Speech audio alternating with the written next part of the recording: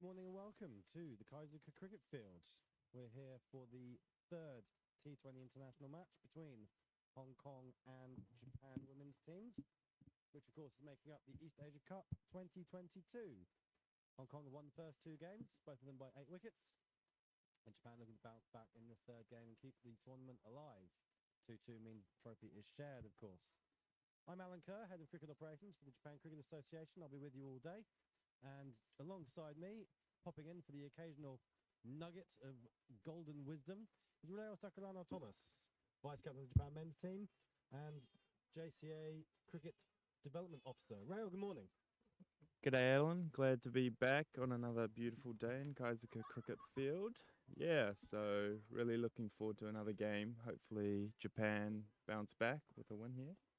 Now, we chatted a little bit after the game yesterday, Rayo. We said that even though it's ended up with 2 8-wicket wins for Hong Kong, there was noticeable improvement for Japan yesterday. It felt like they'd had times when they weren't necessarily on top, but they were definitely in the game for periods, certainly in that third wicket partnership and the opening spell as well. Yeah, there were periods of the game where I think Japan were on top. So there was some good, there was a good 5 to 12 over period with nice partnerships building, and also, yeah, like that bowling power play where they were really restricting the openers. So they just need to win some more periods of the game, and I think they can make a real go at today. Yeah, of course, the big thing will be wickets up top. We've seen Mariko Hill really dominating with the bat. She's been warming up. News from the middle is that Hong Kong have won the toss and will bat first today. So be a change of setup. First time we've seen Hong Kong looking to set a target. So that will make a few interesting mix. Now, we do have a few more changes to the teams again. I'll just run through the team as I have it in front of me. So in suspected batting order, but this may well change. For the home team, Hinase Goto continues at the top, and Akari Kano will open up with her again, so no changes there from yesterday. Likewise, in the middle order, no changes. Ahilia Chandal at 3, Shimako Kato at 4, Captain Mai Yanagida at 5, Erika Oda at 6, Shizuka Miyagi at 7. Then we come to the changes. Minami Yoshioka has got a promotion to 8. Hilana Haruna Iwasaki has been ruled out with a hand injury and will probably be out for the tournament. At 9, Ruan Kanai comes back into the team. And then we have 2 debutants coming in at the end of the innings. We have Ayumi Fujikawa from Uenomiya University.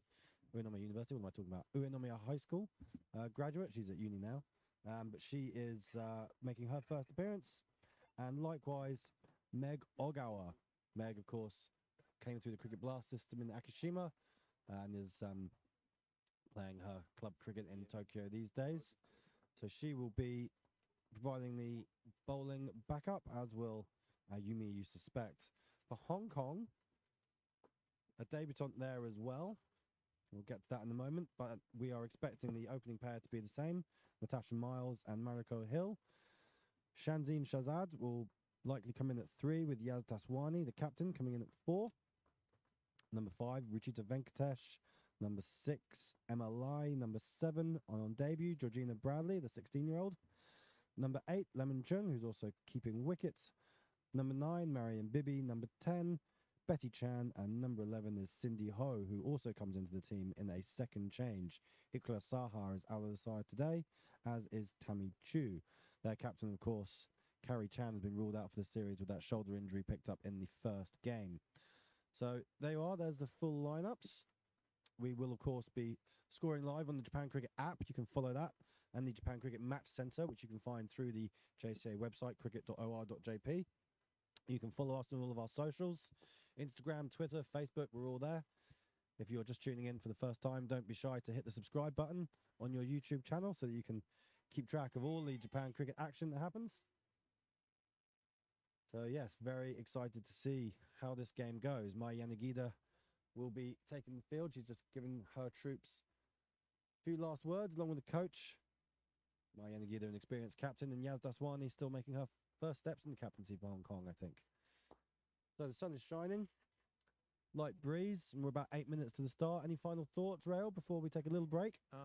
Yeah, first time, obviously, Hong Kong are batting first, so it'll be interesting what kind of target they want to score at, and obviously the Japan team have only bowled 13 or 12 overs so far, so it'll be interesting who bowls their 20 overs. Yeah, today. those fourth and fifth bowlers would be really Yeah. interesting.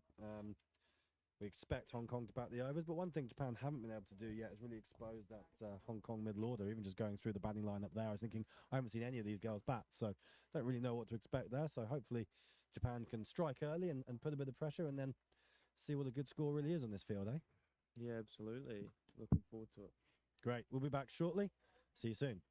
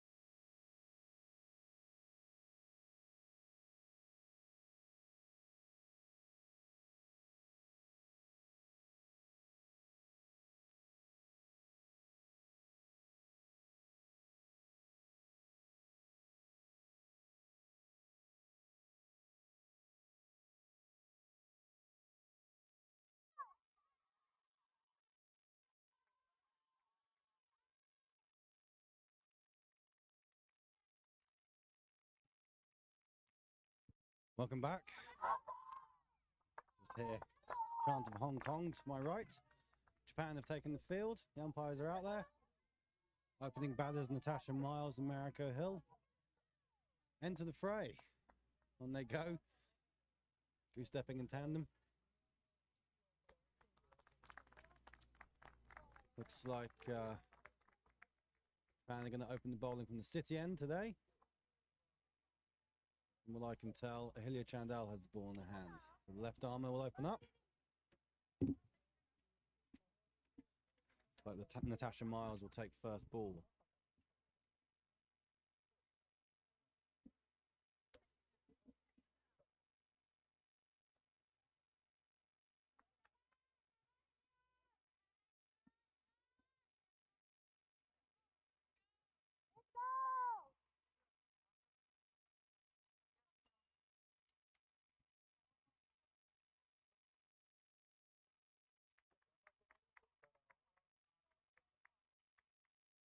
Welcome to those tuning in from wherever you are.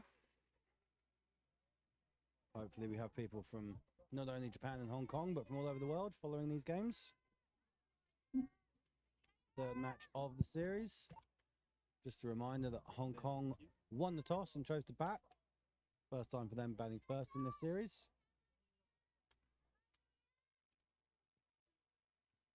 And Ahilia Chandal, the left arm seamer with the ball in her hand. Umpire just waiting for the clock to tick over to 11 a.m. and make that another 17 seconds. But we're in early. Ahilia Chandal coming into Natasha Miles. Ooh. Driven straight back at her. Looks like they've taken a single. I'm not sure if that was a chance. I couldn't see. Just waiting on a replay here.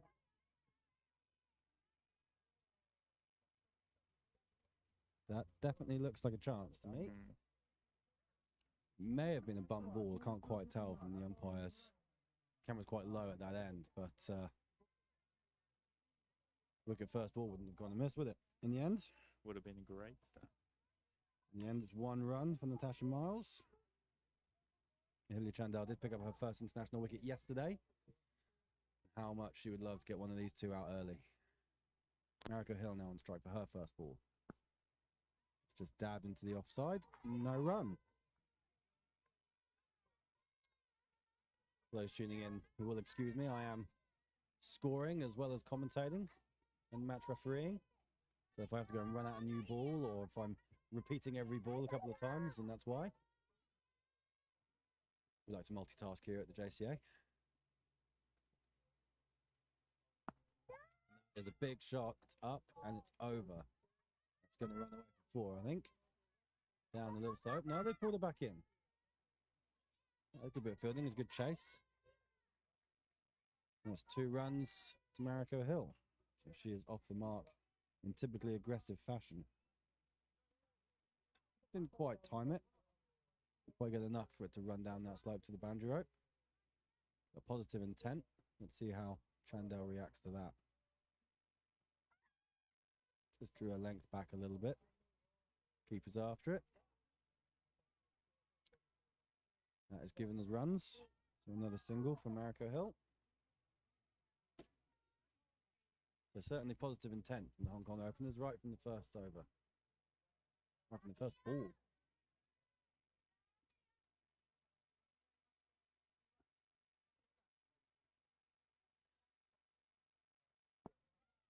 Natasha Miles having had that life from the very first ball of the match, just blocks that one into the offside, perhaps deciding she might want to stick around a little bit longer, not take too many risks. What do you think of this field first up? Yeah, I'm just having a look at it. Looks like we've got a mid-wicket. It's out. I think it's square leg. Is that square leg? Yeah. Square leg fine And leg. you've got fine leg. Square leg, fine leg with the 2 people out. I mean, I'd be expecting a barrage of short balls. It's pretty short, but it's just turned around the corner for the keeper, really. And another single taken. So 5 from the over. Yeah, I'm not sure it's what I would have had. I guess maybe having the left armour to the right hander. They're thinking of protecting that leg side, but trying to bring that LBW into play. I think for me, we've seen enough of these batters to know they are pretty strong straight down the ground. So I think having your two fielders out and having one of them behind square is probably unnecessary. I don't think you need a five leg or a third man for these bowlers.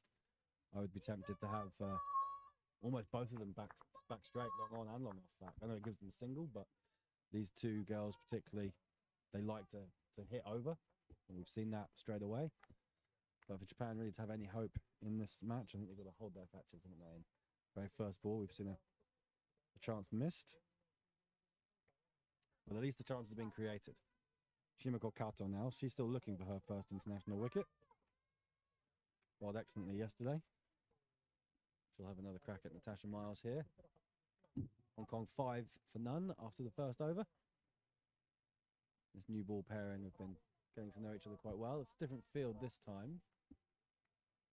I don't even see who the fielders outside the circle are. I think it's a third man out there. Yes, there is a third man out there. That is, well, I forgot what that was. It's just a rank loosener, I think. They've just got away with only a single. That one could well have gone out of the ground on another day. Just a dipping full toss. Low enough to get away without being called for no ball. Both these batters are pretty tall, of course. So Shimako Kato just needing to find her length.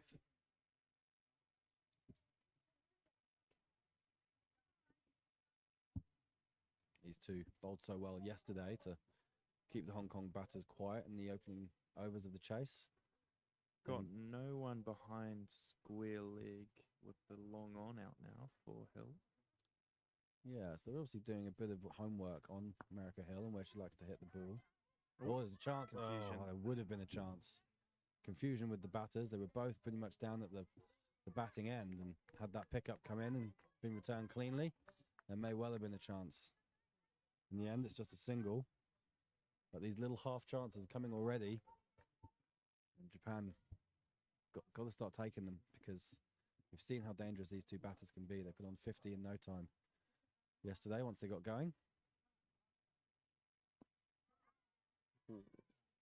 A half shout there. That's a dot. Tasha Miles back on strike.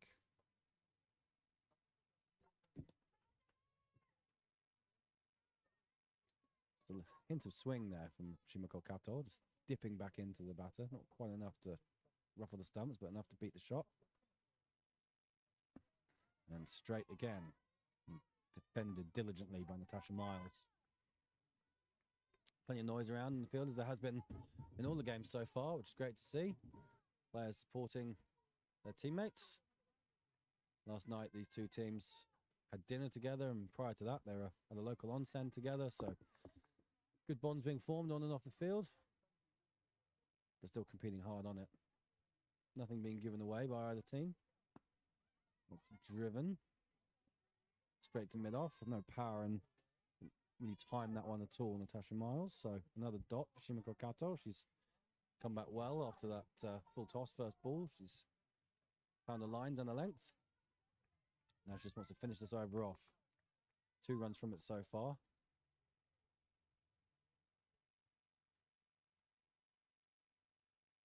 A little bit shorter, but padded into the leg side, no run. So it's a decent over for Japan, just 2 runs from it. 7 for none after 2.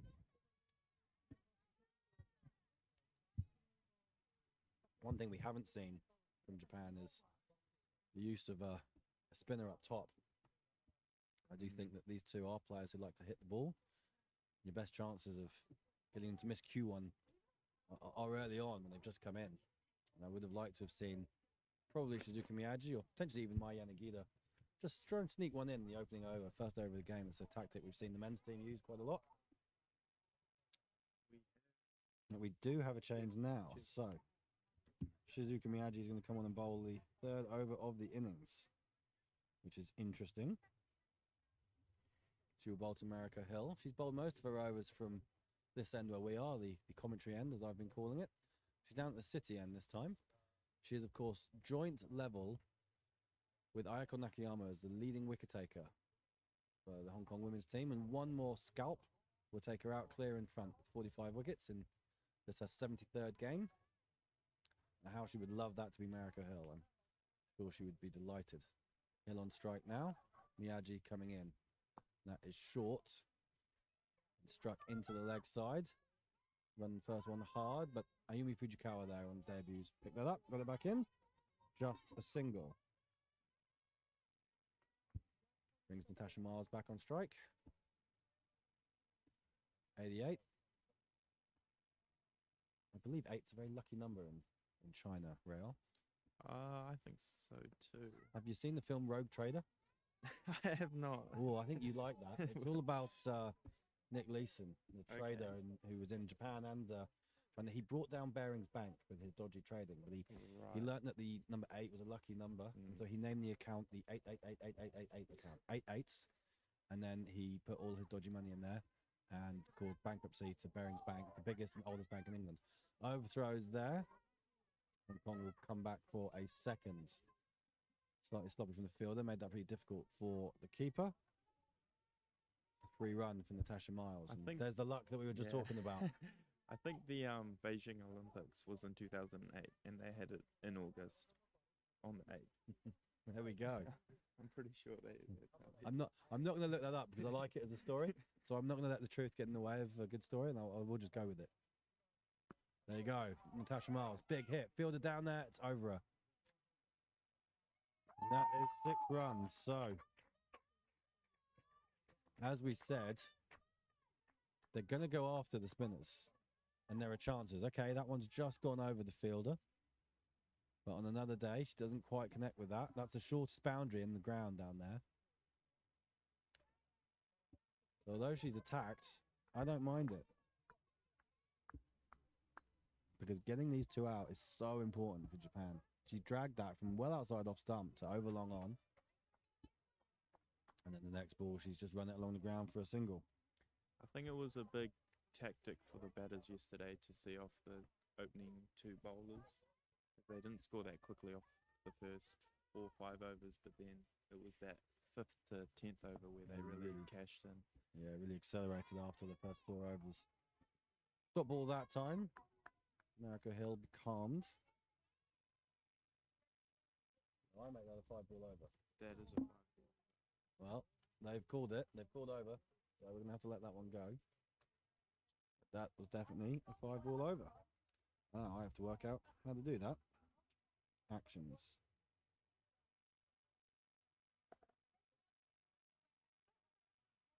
End over.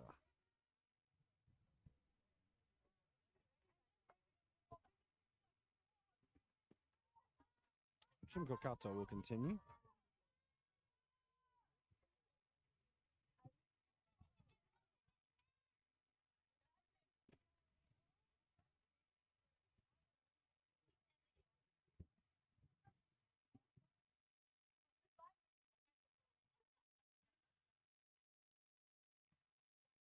Just losing a line there. It's the first wide of the day, first extras.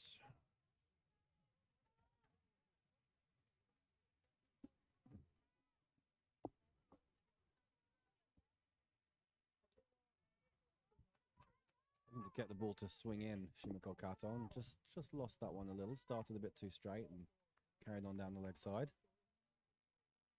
First ball of her overs so far, both been a little bit off, but she's pulled it back pretty well in the last over. Pulls it back okay there. Just driven by Miles straight to mid-off. No run. Maya Nagida fielding at mid-off. Skipper having a chat to the bowler as she tosses the ball back to her. A few more clouds around today. It's a little bit colder despite the sun being out. I've been forced back into trousers and the jacket, although the jacket may not last too long. Kato again, and that's put into the leg side. It's really well struck. Chandel's chasing it away to the boundary, puts in the dive, but won't make it. 4 runs for Natasha Miles, who's taken on more of the aggressor role this morning. Right from the very first ball, she was striking it back, and Japan may well be left to rue that missed opportunity in the first ball of the game. First boundary Shimiko Kato's conceded. Again, just drifting onto leg stump, and Natasha Miles good enough to put that away. Good cricket shot that, just through mid-wicket. Beat the dive of Hinase Goto at mid-wicket, and Chandel ran around to try and cut it off, but again, dive couldn't quite pull it back. Short from Shimiko Kato. Miles goes on the pull and has got enough bat behind that. May well run away. Not quite. Must be quite slow down there. That's the second one we've seen just get pulled in before the boundary. And from where we're sitting, it looks like it's a bit of a downhill slope. But the ball doesn't seem to be running away. So perhaps it's a little slower, or maybe not much pace on the ball as it came off maybe the top edge of the bat or the glove from Natasha Miles. 2 more runs though. Hong Kong on to 24 already. Oh, there's an appeal. I suspect that's going down leg side. Just the line that Shimiko Kato's been bowling and the shot Natasha Miles looked to play there would suggest that was drifting down leg side. Quick look at the replay. Yeah, enough doubt, I would say. Creating opportunities though. Let's see what Kato can do now. A bit shorter. That's cut straight to the fielder at points. It's well fielded. Tiny fumble, but didn't let it go through her, which we've seen a few times in the last couple of days. Held that one well. So a dot ball. 7 from this over so far. Last ball of it. And Konga made a really positive start.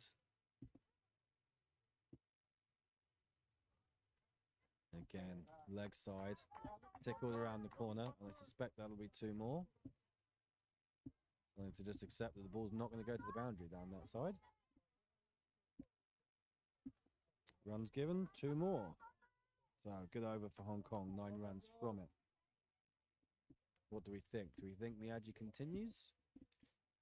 Looks like Chandel's got the ball back in her hand. So chopping and changing at the city end. What do you make of that, Rayo? Do you think that's a plan, or do you think that's reactionary? I don't mind having bowlers bowl 1 or 2 over spells, because bowlers bowl 3 overs in a row. Batters kind of get used to what they know, so it keeps things fresh. I totally agree. As a seamer though, would you be all right bowling the first and then the 5th over? Seems a bit odd, doesn't it? Well, if it works, if she takes the wicket, it won't seem too odd, but she's cracked back over her head by Mariko Hill. Started the strike a little bit, and that one will go down now then for 4. There's a terrific start now for Hong Kong, and they'll be eyeing up a big total. The longer these 2 stay in, the more likely that's going to be. They're making mincemeat of Japan's best bowlers at the moment, so... Yeah. I think as a bowler, definitely in the longer formats, you want to bowl 3-4 over spells, because you get your momentum and rhythm, but in such a format like T20, you just got to be ready to bowl whenever, so... I guess you just got to stay warm. Yeah. Because you never know when you're going to get the ball. When you're going to get the call. So, 30 for none, Hong Kong now. 4.1 overs. Chandel again to Hill. That's full and driven into the covers. Fielded that time. No run.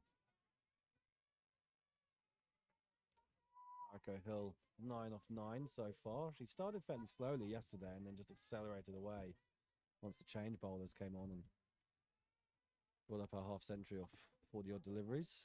Just her second half century in T20 internationals. That one's just bottom edged into the leg side, and there'll be single. Meg Ogawa getting her hands on the ball for the first time, I think.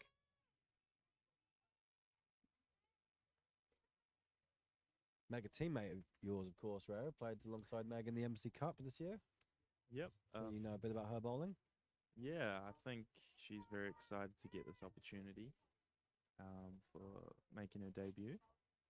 Yeah, seemed pretty emotional to get her cap handed over by Marcus Thurgate this morning. It's another dot. Meg, of course, been around the scene for a long, long time and had to wait very patiently for her opportunity to play. She's had a few injuries in her time as well. I'm sure her dad Ross and her mum Mina will be watching. big supporters of cricket in Akashima, the Ogawa family. Been around it a long time. Chandal again, that's cut into the covers, and no power behind that one from Miles, so no run. Right, Hillier Chandal's come back well after that first ball of the over went for 4. Just one single in the 4 balls since. She's just making a change in the field. She's pushing fine leg / square leg back to the boundary. So Meg's coming and joining us, practically in the commentary box. And it's turned around to exactly where she would have been. Bowler will field that. Just a single. So at the end of the 5th over, Hong Kong are 32 without loss. Marika Hill is 10 not out from 10 deliveries, and Natasha Miles is 21 not out from 20 deliveries. So Miles taking the lion's share of the strike. Doing okay with it. Boundary apiece, and that 1-6 over mid long off.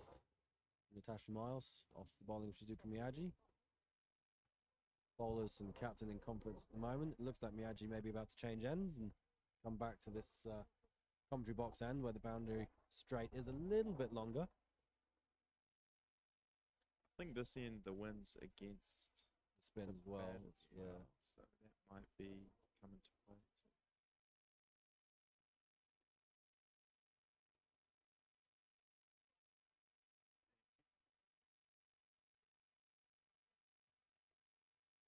Well, it's the first time they've used just 3 bowlers in the power play, bowling 2 overs each. So yesterday only 3 bowlers were used, but Chandal bowled 3 of her overs in the power play. So she's got 2 left for later in the innings. And of course, now that they're bowling first, Japan are going to want to keep some of these bowlers back for the end of the innings when Hong Kong are really trying to go hard. And there will be chances at some point. So Miyagi to bowl again. That's just pushed into the leg side. Bit of confusion between the batters. Run out chance, but no. Marika Hill always safe there, I think. No run.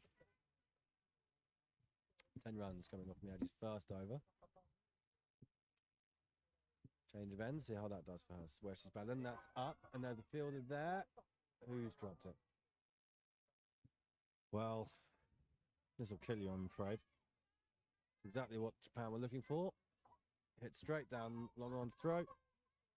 Pretty simple chance, and it's grasped. Unfortunately, went into the hands and came straight back out again. So another life for Natasha Miles. Those 8s on her back doing her endless favours today.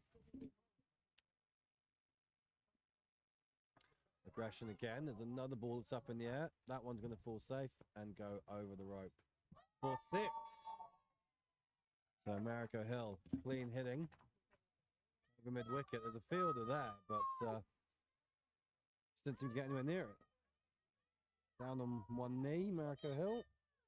Slog sweeping. So each of these batters have a maximum to their name now. It's not a small field either. It's a good 55, 57 metre hit down there. That boundary. Miyagi's got to look to respond. She's got away with that one. Pushed wider. Real dagger, isn't it, rare, when you have a catch dropped and your next ball goes for 6. It's just one of those ones as a bowler, you've just got to suck it up. Yeah, absolutely.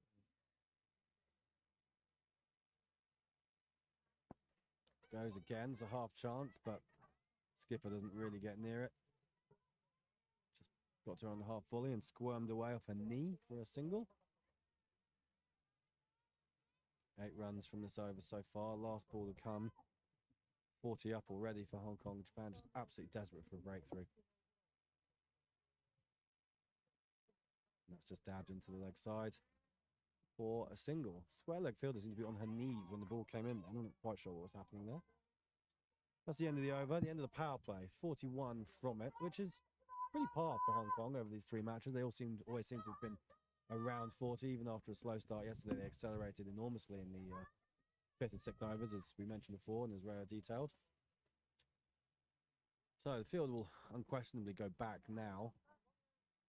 For Japan, they've just got to start holding their catches. We've seen 2 drop catches and a run-out chance missed so far in the first 6 overs, and these batters, Natasha Miles in particular, living a bit of a charmed life.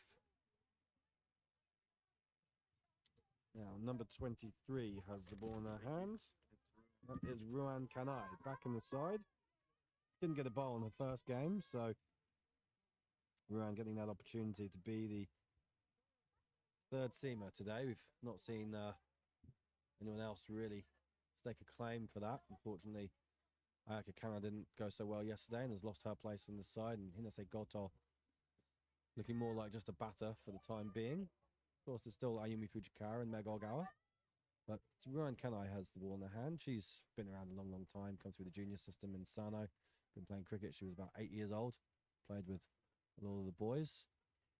Here's her first delivery. And there's an appeal.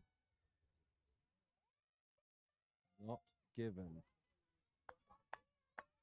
Confident from the batter and particularly, sorry, not the batter, the bowler and particularly the keeper. Umpire Nadarajan unmoved. But yes, Ruan Kanai, of course, has played with Kazumasa and Shotaro Hiratsuka, Reiji Suto, Shun Noguchi, all those Sano boys. She came through playing with all of them. Experienced cricketer now. That is a full toss. It's coming straight at me. Meg Ogawa is coming after it.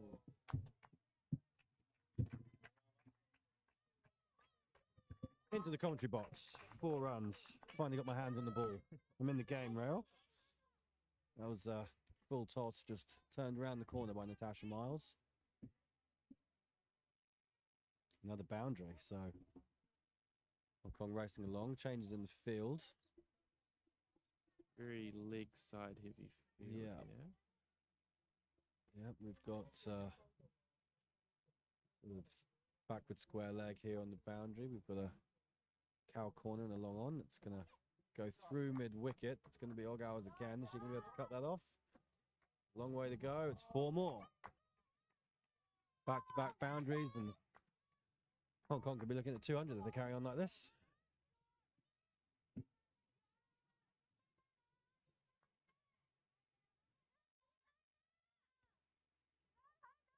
Tasha Miles taking most of the strike. She's 31 off 26. Survived a confident appeal. First ball of this over, and then the next 2 have gone for 4. Things just not really going Japan's way at the moment.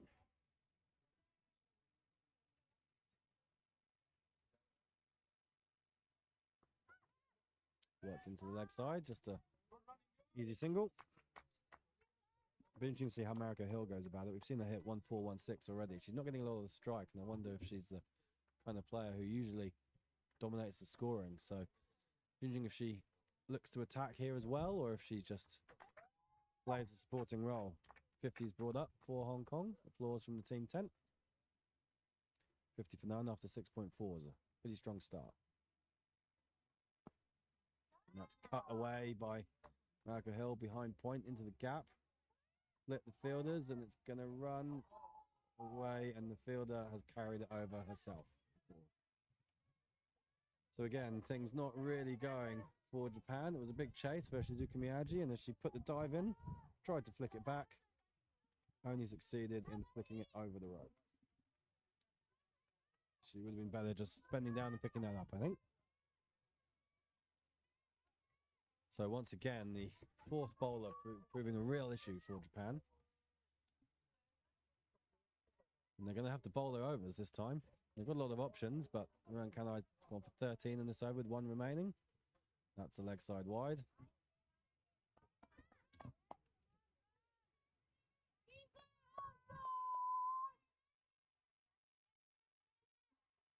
Marika Hill moves into the 20s. Striking 150 in this innings, but not had a lot of the ball, which is probably a good thing from Japan's point of view. Short, smacked. Fielder will cut that off. Erika Oda down there. Needs a couple of goes to pick it up. Returns it. Just the 1 run. Right, that's the end of the over. Very good one for Hong Kong. 15 from it. 56 for 9 after 7 overs, Hong Kong. Terrific start from their point of view. Where did Japan go from here, Rail? They really need a breakthrough in these next couple of overs, I think. I mean, Miyagi created a chance last over. I think they're definitely looking to hit boundaries these two openers. So you just spread your field out and have the right boundary people in the right areas. I think they just need to take their catches and get a couple wickets here. Yeah, Miyagi's going to continue into her third over. 2 overs for 19 so far. With the field out, she'll be hopeful because I think these two batters are just going to keep attacking. There's no signs of them slowing up.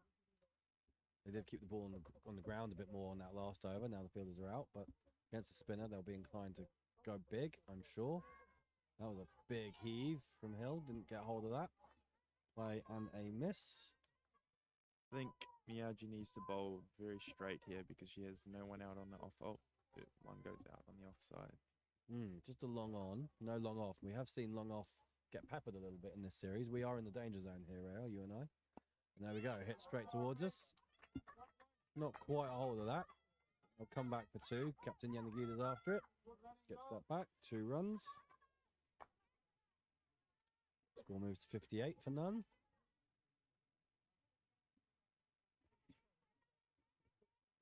But again, hit uppish. Field is not quite on the circle, I notice. Looking to try and cut off a single. That's high in the air again. Going to come down with snow on it. Not going to reach the boundary. Yumi gets that back. 2 runs again. So again, we're seeing the ball going in the air. Just not, when it does land at a fielder, they've dropped it so far, and a couple of times it's landed safe. So they will keep going after the spinners, and chances will come eventually. That's a full toss. Again, slapped over, extra cover. 4 runs that time. America Hill's motoring now. He's up to 30 off 19. Kaizuka Miyagi's leaking runs pretty badly here.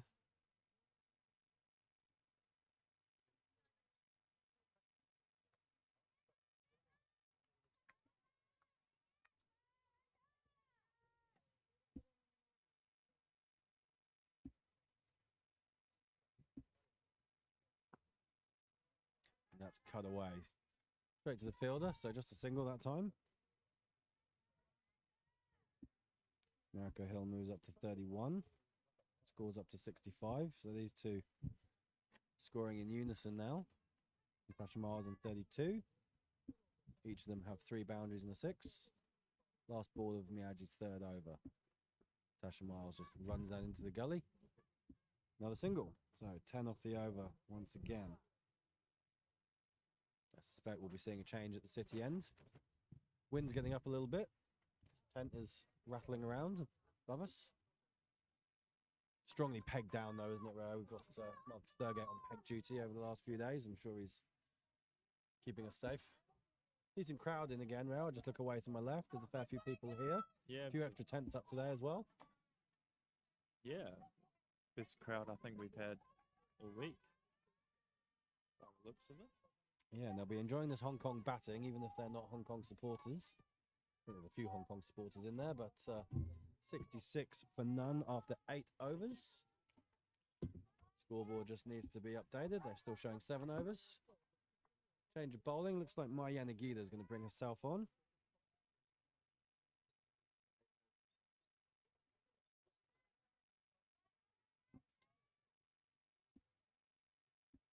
There you go. That's the first strike for the scoreboard. Only had 1 yesterday. Let's see how they go today. So Yanagida. That is a full toss. It's been hammered into the leg side. 1 bounce, picks up the fielder. So she's got away with that. Just 1 run for Natasha Miles. Brings America Hill back on strike. So mid wicket, long on, both out. Long off is out.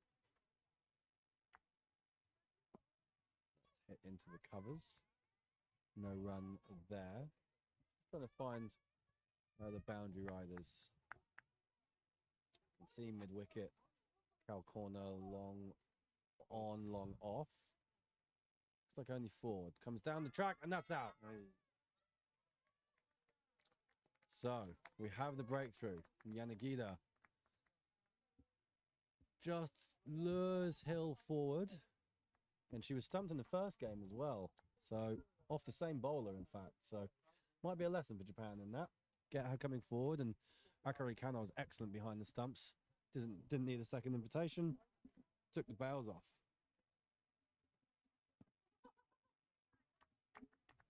So great work by the keeper. Lucky it didn't bowl her, actually. It went between pad and the leg stump.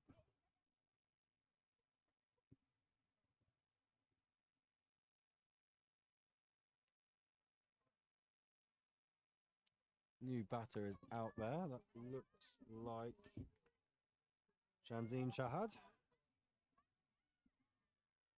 Batted at 3 yesterday as well. So a much needed breakthrough for Japan. Giving them something to cheer.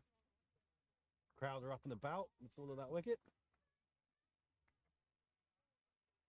But yes, the spinner luring Hill forward. And I do think that spin after the power plays is a way to go. Japan have plenty of spinners. In Yanagida, they've got Kyo Fujikawa's not playing today. And Shizuka Miyagi. Those are the 3 main spinners in the squad. Yanagida picking up her second wicket of the competition. Brought long off and long on up. That's a high floaty full toss. That's going to be called no ball, I'm sure. So worst possible result there. Single, and brings Natasha Miles back on strike.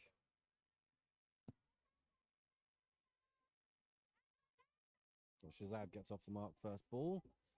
Now there'll be a free hit. Of course, different batters on strike, so they can change the field.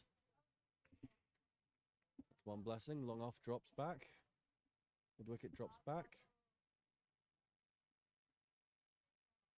Down the crease. And just hit to long off. So just a single. So that was well bowled.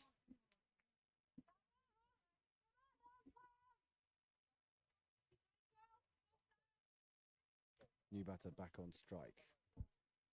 There are also tough questions of a new batter when they first come in. No run that time, playing a miss. Into the gloves of Akari Kano behind the stumps. Been one of Japan's standout players, I think. Hasn't missed much behind the stumps. And looking for the stumping chance again. No run. It's a decent over for Japan in the end. 4 runs and the wicket. So Hong Kong 70 for 1 now after 9 overs.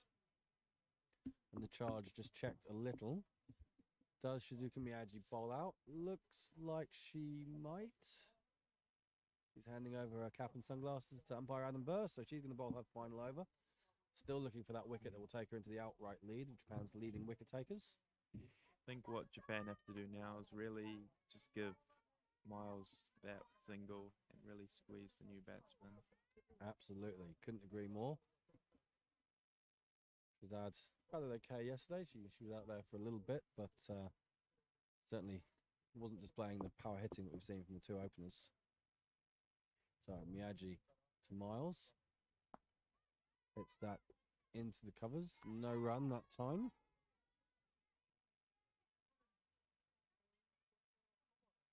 Miyagi so far 3 overs for 29, so she's come in for a bit of a punishment in this innings. Been hit for a couple of 6s. That is a chance. No, it's over the top and 4 runs. So once again, Natasha Miles not afraid to go up and over. Just clearing Erica Oda at mid-off. Back on the circle. If she'd been on the boundary, she wouldn't have caught it either. It just dropped in that no man's land. She's going to drop back to the boundary now. Miyagi's sending her back.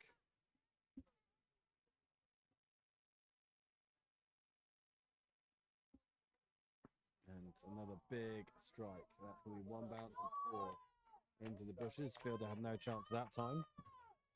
Natasha Miles is absolutely flying today. No sign of letting up. Like they might need a ball. I might be in action here. Where are the spare balls are out? Well, you're in action.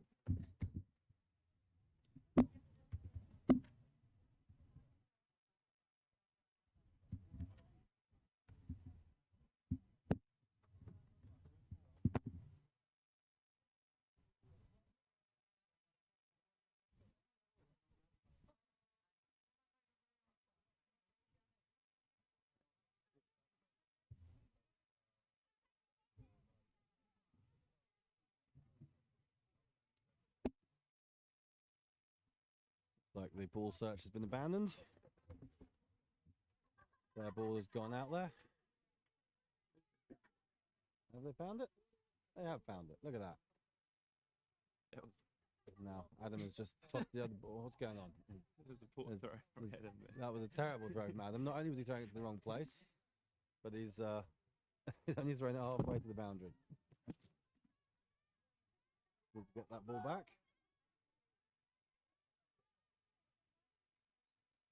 Subfielder doesn't know what to do with the ball. Bring it back to me, please.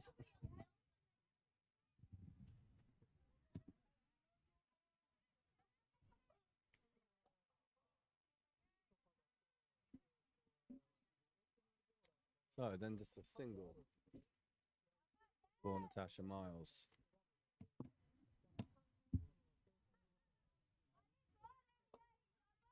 It's another expensive over from Miyagi. It's not been her day with the ball so far. 2 balls left to try and fix that and claim this wicket that she needs to become Japan's leading wicket taker.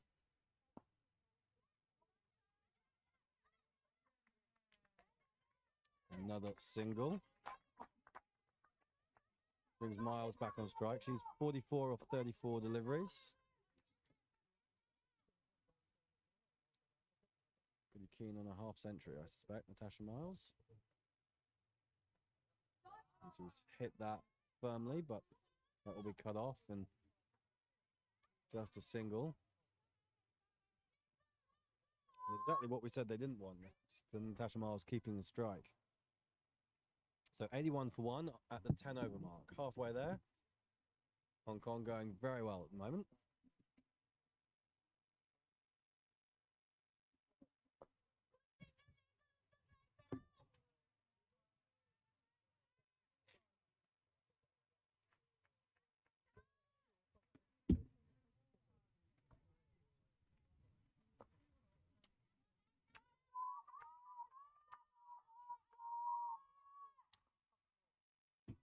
So, Yanagida to continue. Can't actually see. Yes, she is. Miles cuts into the covers. No run.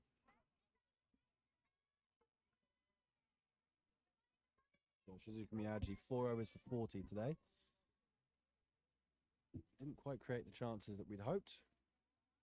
Oh dear, oh dear. Well, this does happen with my Yanagida sometimes. She just loses the length of the ball, slips out of her hand, and giving away a no ball. And they've turned down a single so that Natasha Miles can have the free hit. So don't see that too often. She didn't want the single. She did want the free hit. And that's why she has cracked that. 1 bounce and 4. That takes her to 49 from 38 deliveries.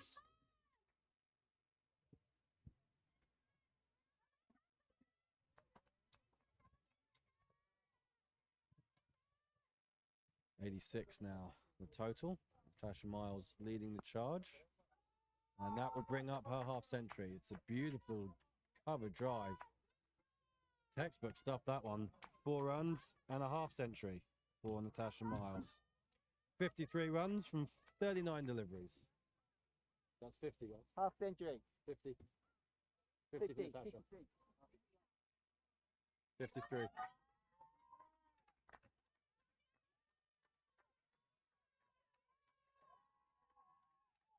And the Hong Kong tent belatedly realised their teammates got a half century. She subtly acknowledges, and the game continues.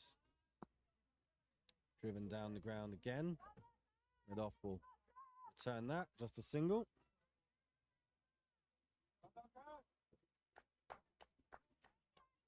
Shazad just playing a supporting role so far. He's 2-0 out from 4 deliveries.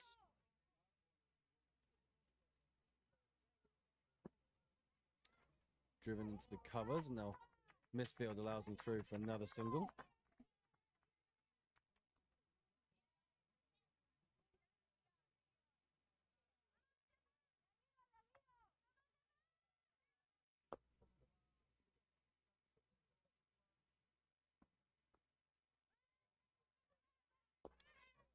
And that time they have managed to keep the new batter on strike for the new over. Dot of the final ball. 92 for 1. So 11 from that over. A good over from Hong Kong yet again. Not been too many overs that they've had that haven't been good ones. I wonder if we're going to see one of the new bowlers now. You'd think either Meg Ogawa or Ayumi Fujikawa would get their hand on the ball, one of the debutants. It looks like it's going to be Ayumi Fujikawa. Local girl from Kansai. Come through the junior program at Uenomiya High School. Getting her first bowl in international cricket.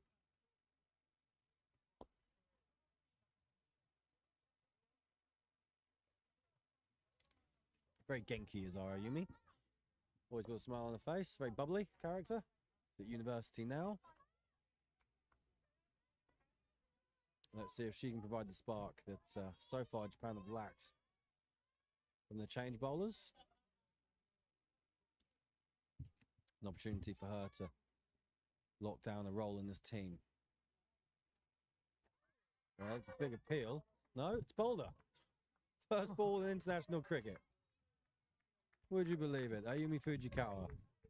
There's a big applause from the crowd. I reckon her family might be here today. Just looking at that again. It's just angled in. Hit the top of off stump. She was appealing. That's what threw me off. I didn't know what happened. She was appealing. But Shanzine Shazad is gone. She is dismissed. Clean bowled.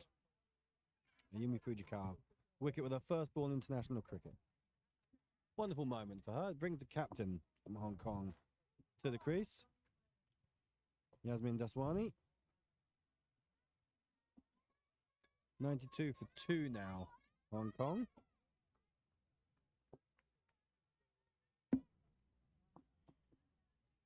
Mentioned previously, there's a decent looking crowd in today. Pushing towards that 3-figure mark, we hope. There's a bit of a come and try event organised later on in the day. I can't see the nets from here, but I think that's where it's due to be. Get some local kids in, hopefully. Hong Kong 92 on the board, so we're into the 12th over. Of course, they are now at the point where Japan have only mustered 92. They're past the score Japan have made in their last 2 games. So they'll be confident at this point, moving forward.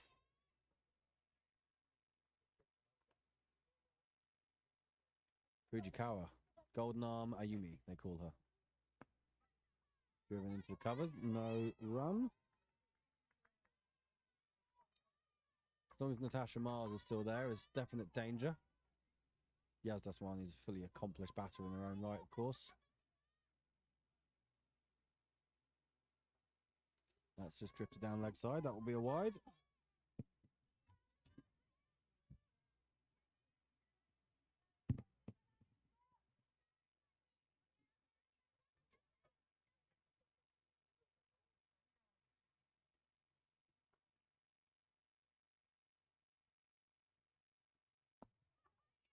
It's just driven down the ground. No run.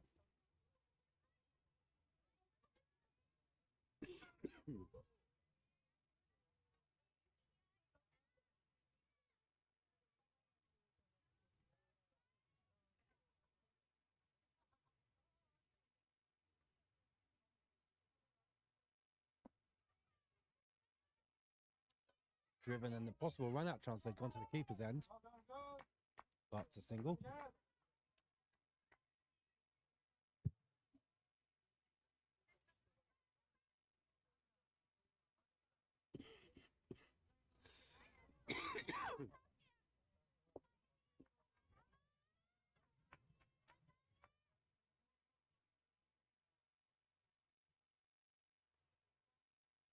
Miles back on strike, paddles that round the corner. Fine leg is up. Going to run away this time. 4 runs for Miles. He's continuing on. Unperturbed.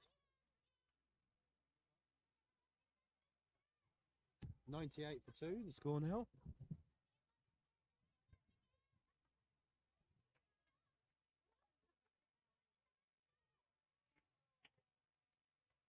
Welcome to everyone in YouTube comments. Sorry, I'm not checking your comments as much today. Do keep the comments clean. Mohammed Farouk can perhaps try and calm down a little bit, getting a bit feisty in the comments.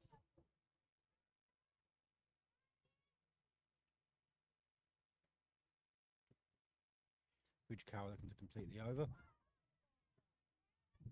And that's just beaten outside edge. No run, the end of the over, 98 for 2.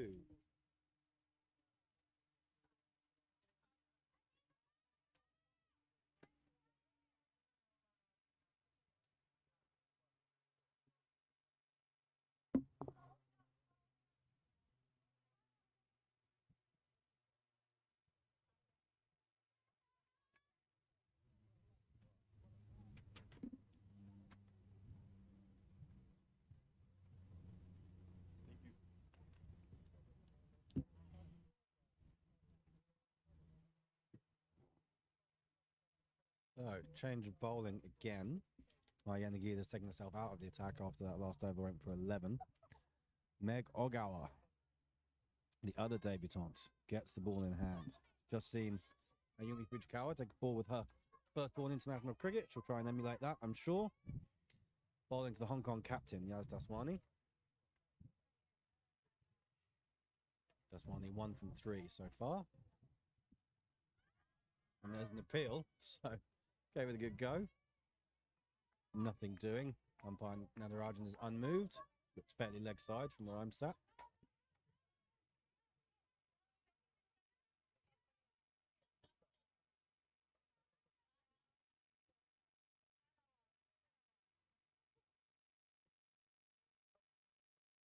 Big smile on her face, Meg Ogawa, she runs in. Short that time, turned around the corner. Looks like that is a single. So Natasha Miles back on strike. She remains the aggressor, 58 not out of 43 deliveries, 8 fours, 1 6. Hong Kong now 99 for 2.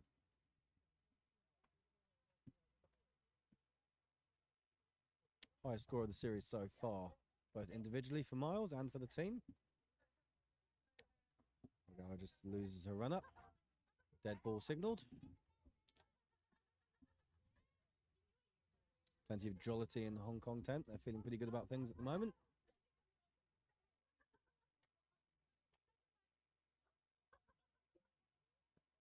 That's short and wide from Ogawa. Wide signalled. Yes, Meg Ogawa, junior cricketer. Started playing at the age of 9 or 10 years old in the Akashima Cricket Blast program. Got poached to go and play basketball for 6 years. Japanese school system makes it pretty tricky to keep playing cricket. But she was always very keen to come back to the game she loved. Played basketball for 6 years to a pretty high standard. As the 100 comes up off another wide. And then suffered a couple of knee injuries. Had surgery twice, I think, on both her knees have been operated on. Once she finished high school and started university, quick to get back to cricket again. Quickly recalled into the Japan national side as a project player. Certainly very sporty. And finally getting a chance to wear the Japan shirt. She waited a long time, coming to the trials when she was a 12-year-old.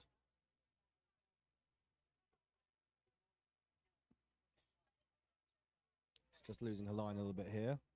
Third wide in the over. Meg, I think she just needs to work on making that action a bit more repeatable. At the moment, she still lacks a little bit of control, and I think smoother action might help. She just perhaps doesn't trust her body enough yet with those knee injuries she suffered.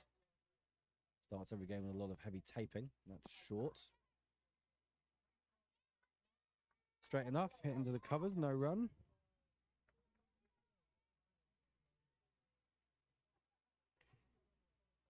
So 4 off the over, 3 of them from wide. So she's doing all right when she gets it full and straight. That's just flicked into the leg side for a single by Miles.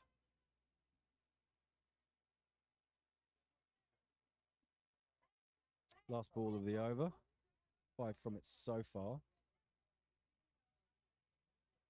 Japan will be desperately hoping they can prize one of these out. And then they'll be into the players who haven't had a chance to bat yet in this series. That is hit to mid-wicket. And Nagida stops it at the second attempt. No run. So, 13 overs gone, 103 for none.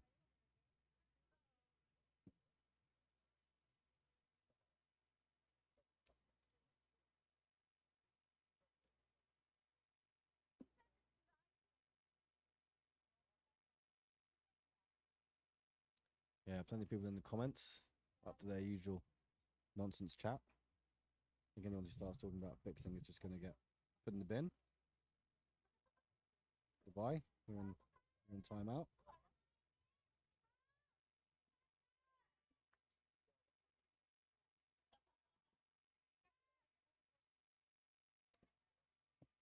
All these girls train hard, look forward to getting a chance to come out and play the game. Ayumi Fujikawa will continue. Half a shout, but very much leg side. No run there.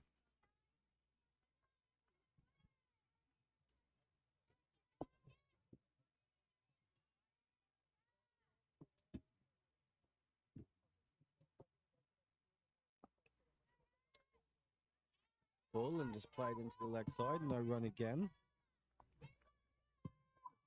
Ayumi Fujikawa is doing a job so far for the Japan team. Not giving too much away. Full toss that time. Hit into the leg side. And 4 runs. Beats the dive. Another boundary from Natasha Miles. She moves into the 60s now.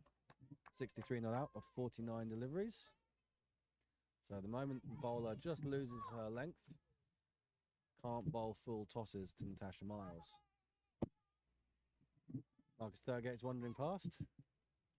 Hair bounding out from underneath his cap. Didn't bring biscuits today.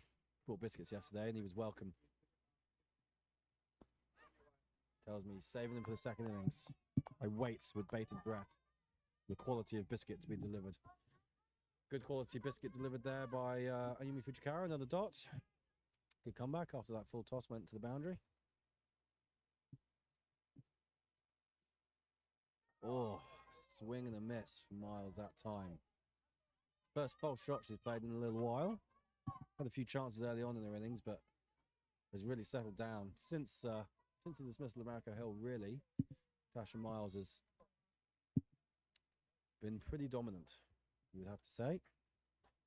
Yes, Dustman, he's taking a time at the other end. That is just run behind point. Take the single and keep the strike. The end of the over. 5 from it, 108 for 2 after 14 overs.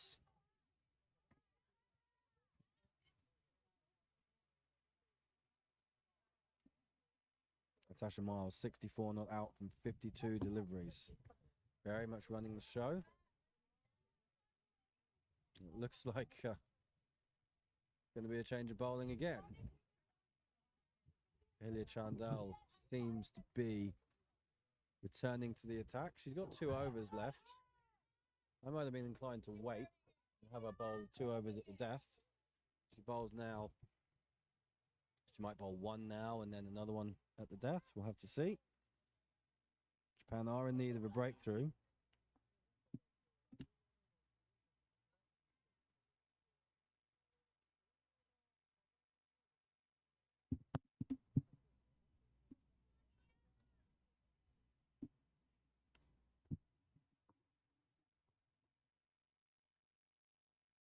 Chandel to Miles and cut away. Angling across her. Looks like they will come back for 2 and comfortably get there. It's good running, early calling.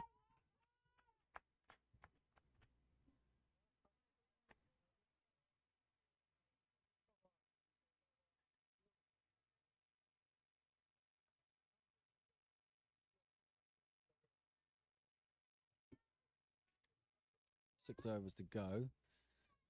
Chandel with 2 and Kato with 2, but they still need to find 2 more overs from somewhere. That is in the air once again. It's going to fall safe. Taken on the second bounce by Hinase Goto, and that's returned. So just a single that time for Miles. Yes, that's one. He's 2-0 out of 6 deliveries. She's been just playing a supporting role. The score now 1-1-1 for 2. The Nelson's up. None of the umpires are standing on one leg. Must be an English thing.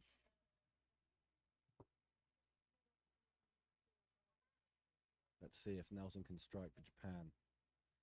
Chandel in. There's one. He looks to ramp. Really get anywhere near it. Half an appeal, but nothing doing for Adam Burst. No, Nadarajan, sorry, the standing umpire.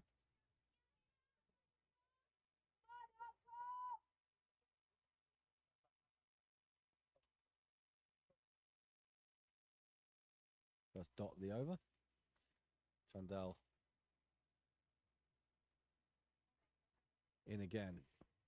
That's popped up, but it's going to fall safe. It's been the story of the day for Japan, really.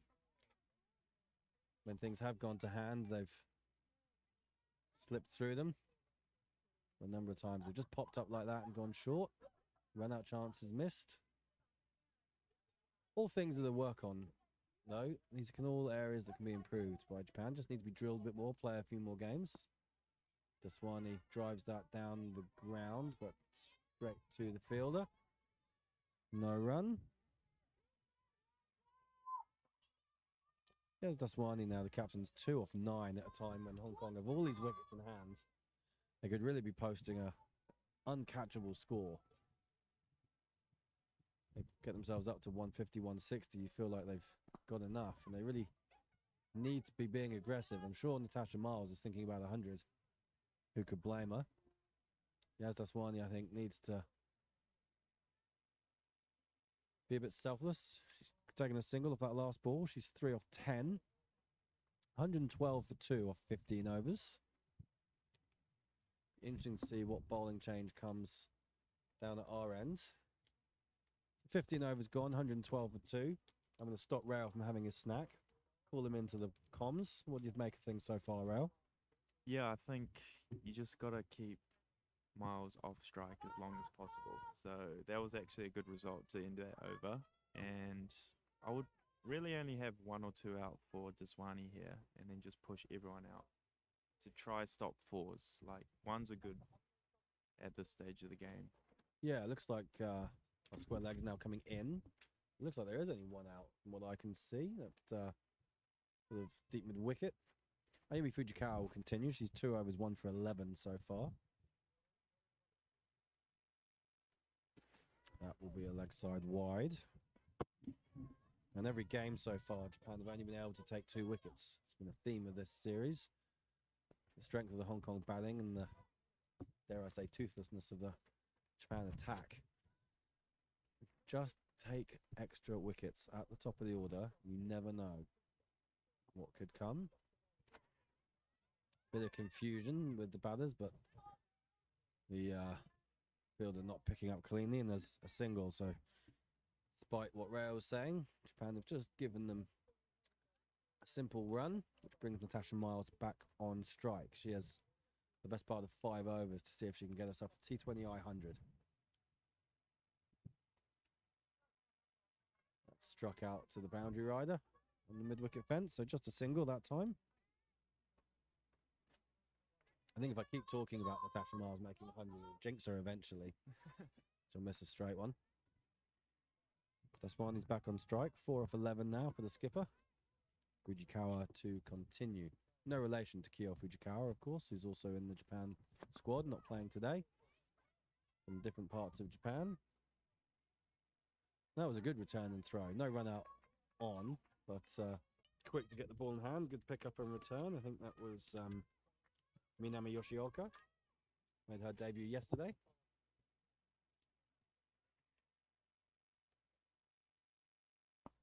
So Daswani down the track. Drives into the offside and runs a single to Erika Oda. Miles back on strike. Fields drops back again.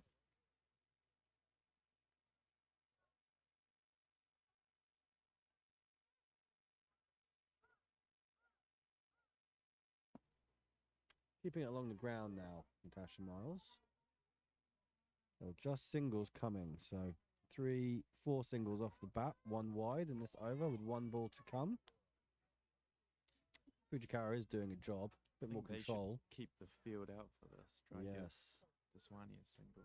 Yeah, they have brought the field back in, which perhaps just a little bit of inexperience and lack of game sense showing. Well, they have given her a single. They may try and come back for 2. They will, and they're going to get it comfortably. So, good result for Hong Kong in the end. Means Miles will be on strike for the next over. Hong Kong now 119 for 2. 16 overs gone.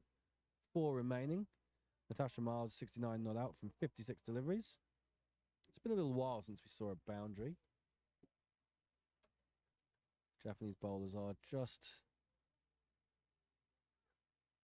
putting on, I wouldn't say a squeeze, but at least trying to cut out the hittable deliveries. Yeah, at this stage of the game, anything 6 and under is a win for Japan. It looks like we might have a change of bowling. Shimako Kato and Hilia Chandel are in conversation. Chandel's walking away now, so it looks like Shimako Kato is going to have a bowl. So they are spreading these overs around as they try and get through them. Captain Maya Nagita shuffling things. Natasha Miles has the strike. She enjoyed the extra pace this morning, I think, on the ball. Had a life on her very first ball. Could have been dismissed, caught and bowled for 0. As it is, she's still there. Hong Kong are thankful for it. Shimako Kato back into attack, still looking for her first international wicket. Bowled well without reward throughout this series so far. That's a single down the ground for Miles. Brings the skipper back on strike, Daswani. Natasha Miles moves into the 70s. And Hong Kong to 120 for 2.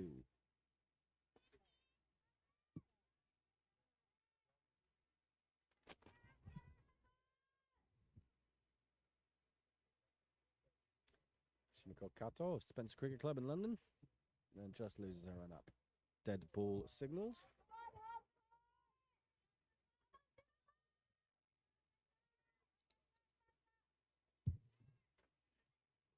Runs in very straight, Shimako Kato.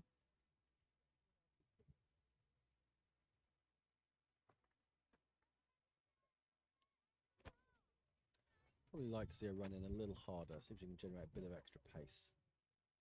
She's getting swing though, she certainly was with the new ball. Bit of a stutter as she approaches the crease. That one's just down the leg side. That will be called wide by the umpire.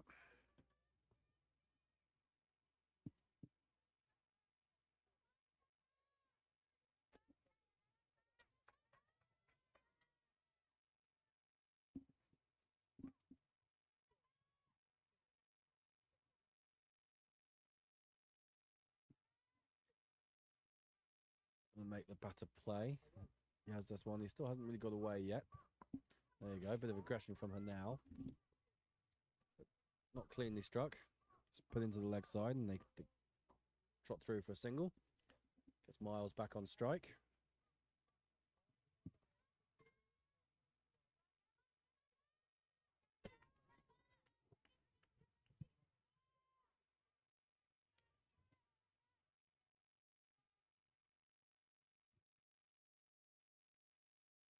Kato in again. Miles cuts through point. Got hold of that. Miyagi's after it. She'll pull it back in and keeps it inside the rope this time. 2 runs for Natasha Miles.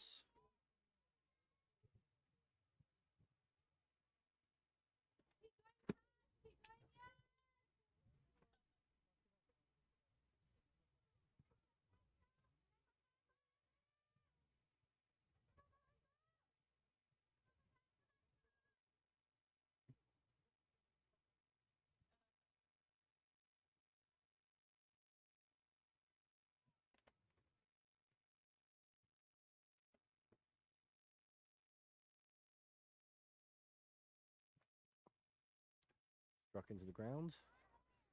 Popped up into the covers. No run. No, just drawing towards the end of this inning. Still 8 wickets in hand, Hong Kong, but actually scoring slower than they have done for large parts of this innings.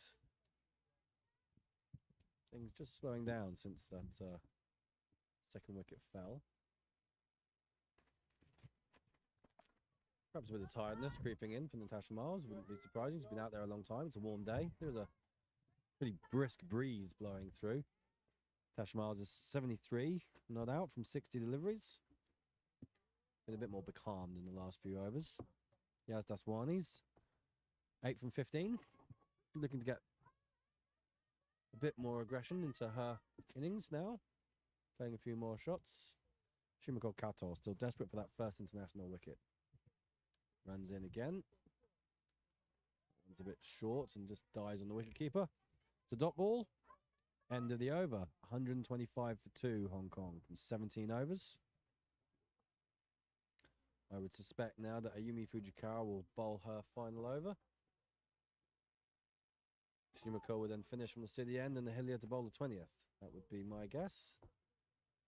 Ayumi does look like she's going to continue bowling. 3 overs, 1 for 18 so far from Ayumi Fujikawa on debut. Not sure she would have expected to bowl her full allocation, but she's gone all right. So, fighters haven't been able to get her away. Thus, she's rewarded. Bowled a couple of wides, but nothing too disastrous. That's hit back at her. Another single for Natasha Miles down the ground. She scored a lot of runs down there.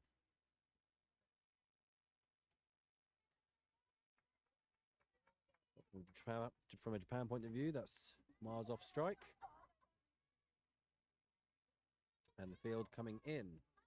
That's Wani being told, if you want runs, you've got to hit over the top of the infield. So let's see how she reacts to that. That's straight to the fielder in the covers. No run. Don't know why I put it down as a single. Delete that ball. Dot ball. 1 single, 1 dot from the over so far.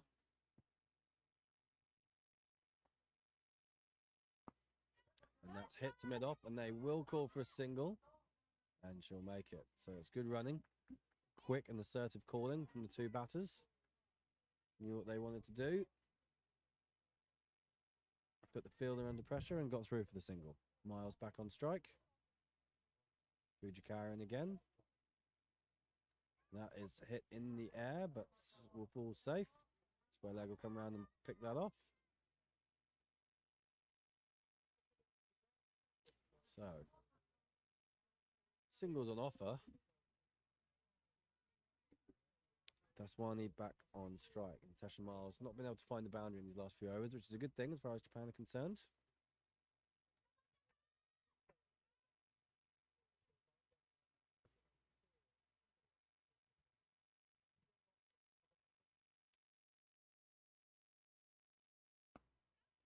Well, Daswani's accepted the challenge of trying to hit through the gap over the infield. Come back for 2 that time, just through mid-on. Came down the track, so good aggression. Hong Kong move on to 130 now. 2 wickets down with 2 overs to go, and Ayumi Fujikawa to bowl the last ball of her spell. There's an appeal. Nothing given by the umpire. So it's a dot ball. Ayumi Fujikawa finishes 4 overs with 1 for 23. So just under 6 and over. She'll be happy enough with that, I think, the way the match has gone. Certainly the way the match was going when she came into the attack. Wicket with her first ball. And pretty solid afterwards.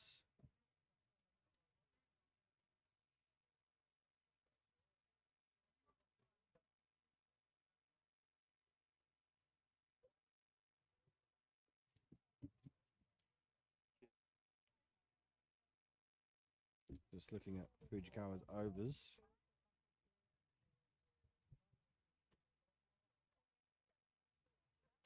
Two boundaries conceded.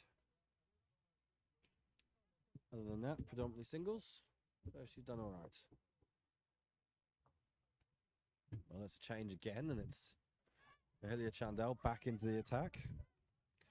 Yanagida continues to shuffle her bowlers. I don't think Ahilia Chandel has bowled from this end at all in this series. So clearly wants to bowl from the city end.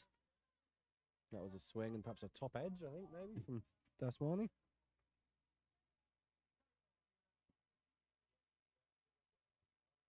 From, sorry, Miles. It was from Miles. They've run two.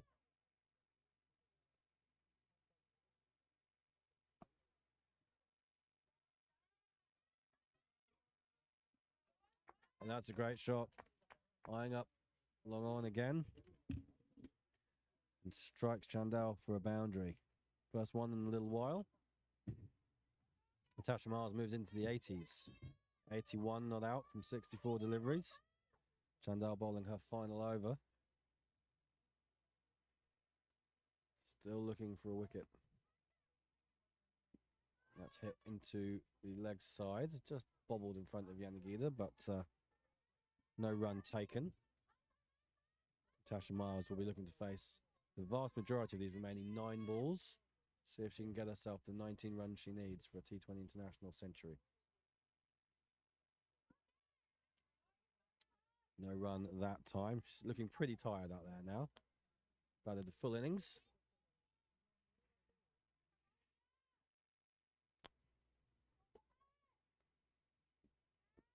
She's been a real totem at the top of the innings. Standing tall. Delivering with the bat. Didn't open in the first game, of course. Moved up to open the batting after the injury to Hong Kong skipper Carrie Chan. She's held this innings together. Scored more than half the runs. Being asked a few questions by Ahilia Chandel here. And the misfield may well allow them back for 2 if they're alert to it, but they're not. Just a single. Megogawa let that one slip through her legs. And the end of the over. So 137 for 2 after 19 overs. I'm sure Shimako Kato is going to bowl her final over.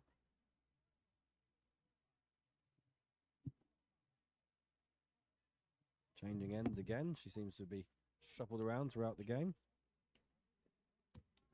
Natasha Miles has the strike. She's on 82. Ahilia Chandel has bowled her 4 overs for 22. So not a bad return, but again, just lucky in that wicket-taking column remains empty. How different it could have been if she could have held on to that chance in the first ball of the game, hey? Question of what if today for Japan's opening bowler. Here's the other one though, Shimako Kato, 3 overs for 17 so far. That is short and hit firmly into the leg side. They wanted to come back for 2. Daswani wanted to, but I think Miles looks out of puff a little bit. She is 83 not out. Batted the full innings. Hong Kong 138. Japan have done pretty well to pull things back. It did look like at on stage Hong Kong were really going to go for a huge score, but they've managed to reduce the boundary count.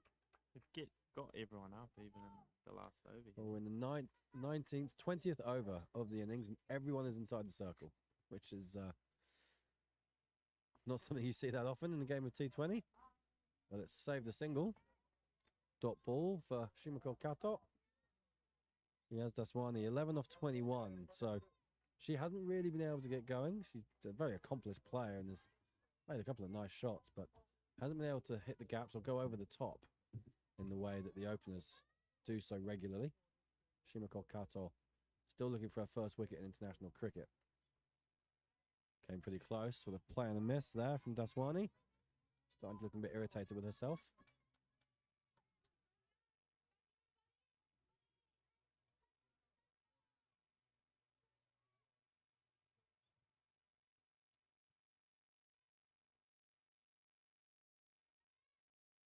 So 3 balls to go.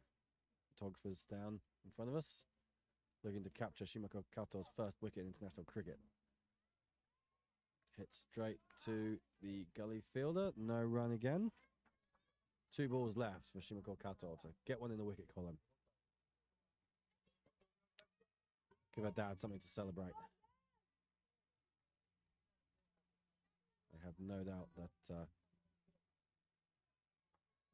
her dad Hide will be watching. Maybe not live because it's about 3 in the morning in England. I'll be tuning into the live stream later on, watching it on delay. Shimako Kato in again. That's driven down the ground, and the misfield will allow the single. So Natasha Miles will get the strike for last ball. Not going to be 100 for Natasha Miles today. Big ask to score 17 off 1 delivery. Shimako Kato still looking for that first wicket. Going to play a big role with the bat as well, I suspect. She's Japan's leading run scorer in this competition so far. 43 runs from her 2 innings. 3.5 overs for 19 today. She's been Japan's most economical bowler. That one's turned around the corner, and that may well go. They'll keep running. It's going to drag up just short of the boundary. And this will be a run out, I reckon. No, they've got it. 3 runs of the last ball of the over. Turned around the corner into the leg side, and good scamper from Yaz Daswani got her home. So, Hong Kong finished 142 for 2 from 20 overs. Star of the show, Natasha Miles, 86 not out from 70 deliveries with 10 fours and 1 6. Superb effort from her. Yaz Daswani also finished 12 not out from 24 deliveries. Never quite got going, but played the support role in the end. For Japan, the wicket takers, Ayumi Fujikawa with a wicket with her first delivery on debut, so a great moment for her. Certainly gave the Japan team something to celebrate. Maya Nagida with her second in the series, a smart stumping by Akari Kano to remove the dangerous Mariko Hill. But 142 for 2 is a pretty decent score, I'd say. I'm going to bring in expert summariser Rael Sakurano Thomas. Rael, you'd be happy with 140 on the board? Yeah, I mean, they didn't take the wickets they were hoping, but to finish like that when they were looking to get around 180, 190 at the start and middle, I think they really pulled back nicely. Hopefully they can take that strong finish with the bowling into their batting innings. Yeah, just looking through the bowling figures, Chandal and Kato with identical figures of 4 overs, 0 for 22. Ayumi Fujikawa with 4 overs, 1 for 23. So, you know, those 3 bowlers have given a bit of control, going at under 6 and over. But it's the change bowlers. Not a good day for Shizuka Miyagi with the ball. She bowled her 4 overs for 40. Ryan Kanai, 1 over for 15. Meg Ogawa, 1 over for 5. So a little bit harsh. She didn't get to bowl a bit more. And a little bit surprised that Yanagita didn't give herself a third over. Her first over, she picked up the wicket and just went for 5. She was a bit loose in her second, but as a leg spinner, you know, it's okay if you bowl the odd full toss. Japan so far in this series have struggled to get past 100, so it's a big ask for them in the chase. But if they can avoid losing wickets early, do you think they've got a chance? Yeah, absolutely. I think the first 6 overs in the power play will really set the tone for the rest of the innings. So I think if they get off to a good start, it will set a good platform for the other batters to come in. Yeah, we've regularly seen Hong Kong make 40 or so in the power play, whereas Japan are usually 20 odd for 2. So whatever the opening partnership is, they need runs on the board. They need wickets in hand as well. That injury to Haruna Iwasaki, which has ruled her out, is a bit of a loss. She is probably Japan's most naturally attacking player. But every door closing for someone, the door opens for someone else. So it's an opportunity for the likes of Erika Oda, perhaps for Kato and Chandal as well. We saw them bat well yesterday, and Hinase Goton will maybe feature at the top of the order. So let's see. We'll be back in just over 10 minutes for the second innings of this chase and see if Hong Kong can take an unassailable 3-0 lead in this East Asia Cup competition. Just a summary. Hong Kong 142 for 2 from their 20 overs. Natasha Miles, a star with 86 not out.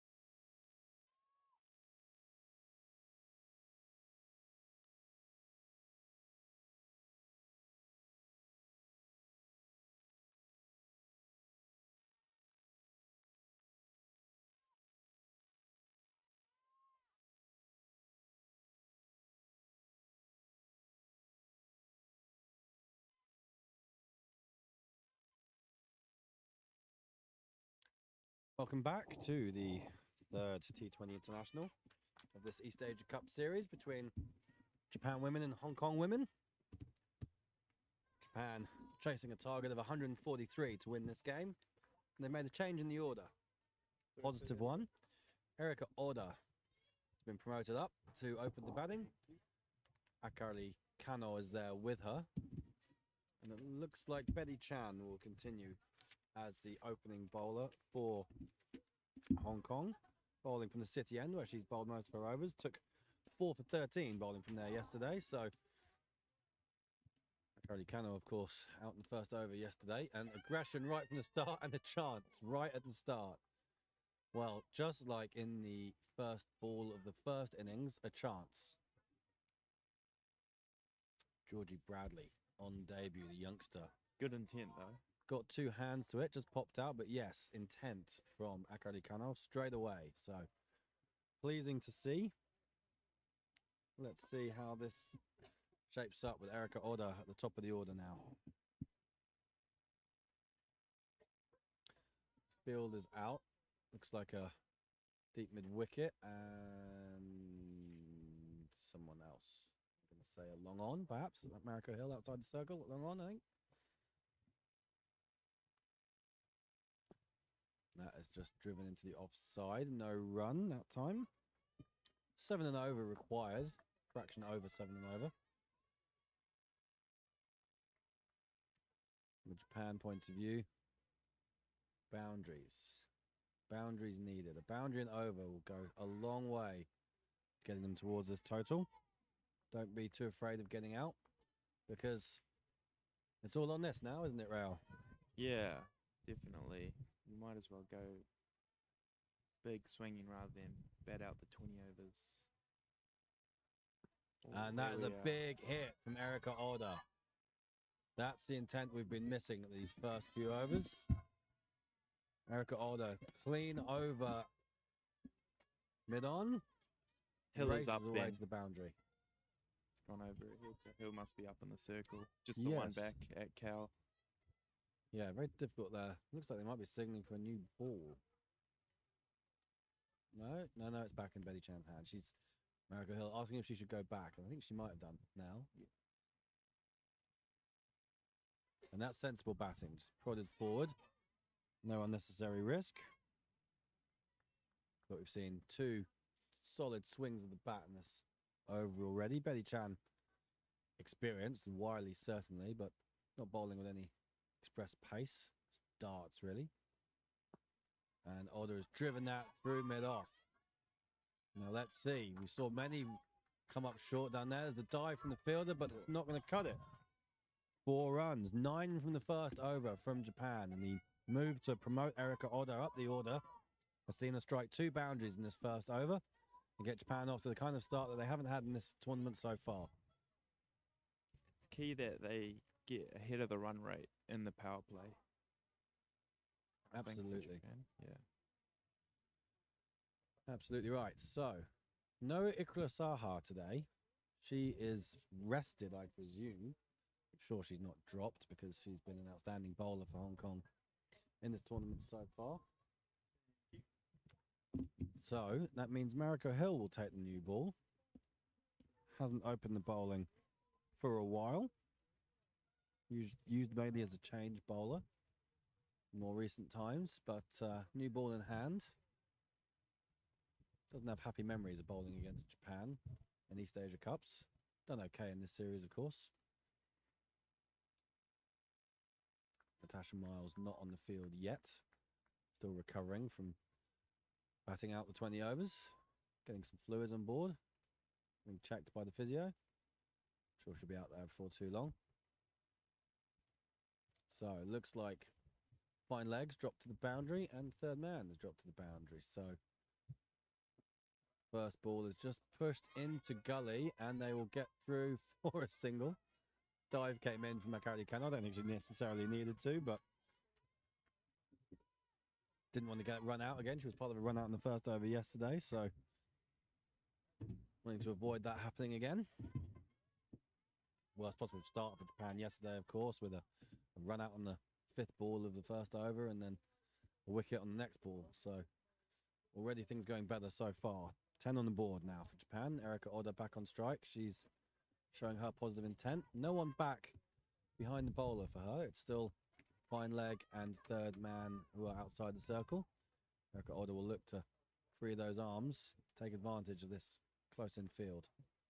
Short and pulled. That is a terrific shot. We're going to have to run them, I think. Nope. That has gone all the way for 6. That has sailed. Oh, she hit that better than I realised, I think. Erika Oda is showing exactly why she should be batting at the top of the order. It's a completely different mindset and approach to what we've seen in the first 2 games. And no matter what happens from here, real positives for Japan already. Just the intent. Erika Oda is 14 off 6 deliveries now. 2 4s and a 6. Brought fine leg up and put back a cow, I think. Yeah, so again, a bit like we saw in the first innings, reacting straight away to the shots and the boundaries being hit. And that is just run down to third man's or a single. Pretty sensible stuff from Oda, not getting too carried away. That cow corner comes back in.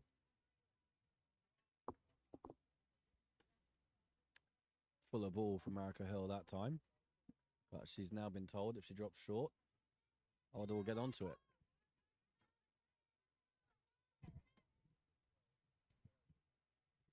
Hill again, bowling to Akari Kano. Just pushed into the leg side. And a dot ball that will make Hill feel a little bit better.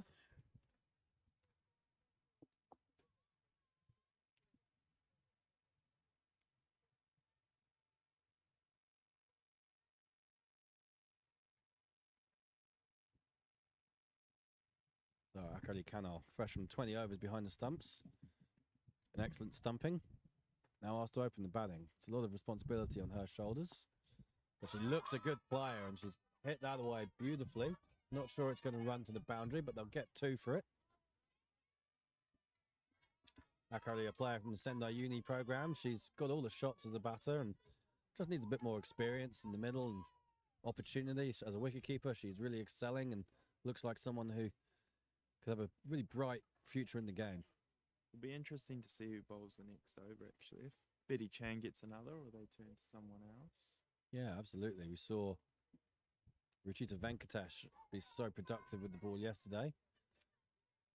And that was a lofted shot, didn't quite carry to mid-on, so no run. Yeah, Ruchita Venkatesh took 3 for yesterday. Be surprised if they bowl her in the power play. They still have Marianne Bibby as well. Yeah, Bibby's been hot and cold. She's bowled very well in the first game. Not quite as good yesterday. Does look like there's a change. And I think that might be Venkatesh. Thank you. It is. It is Ruchi Venkatesh. So, thank goodness we've got Rao Sakurano with us, calling the shots. So 19 for none after 2 overs for Japan. It's a positive start. Erika Oda is back on strike. She's 15 off 7. Facing the spinner. So, cow corner and long on are the 2 back. So don't give her any width. Oh, it's gone leg side. That'll just be 1, I suspect. Picked up cleanly.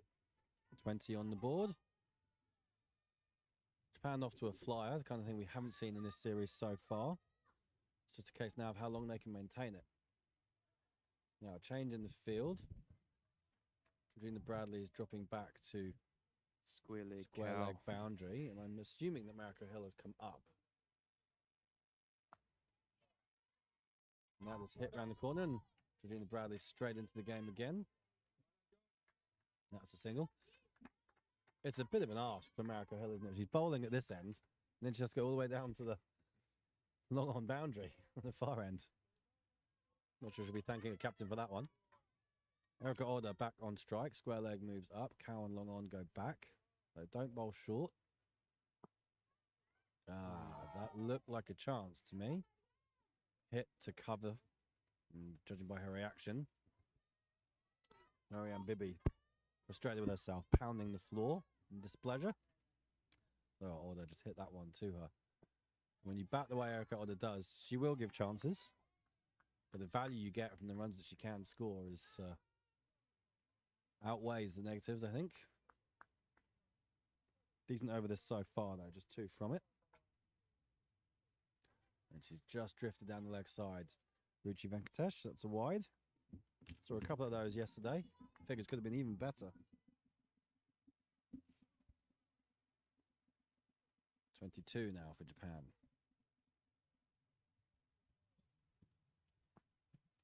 And driven straight to the point fielder.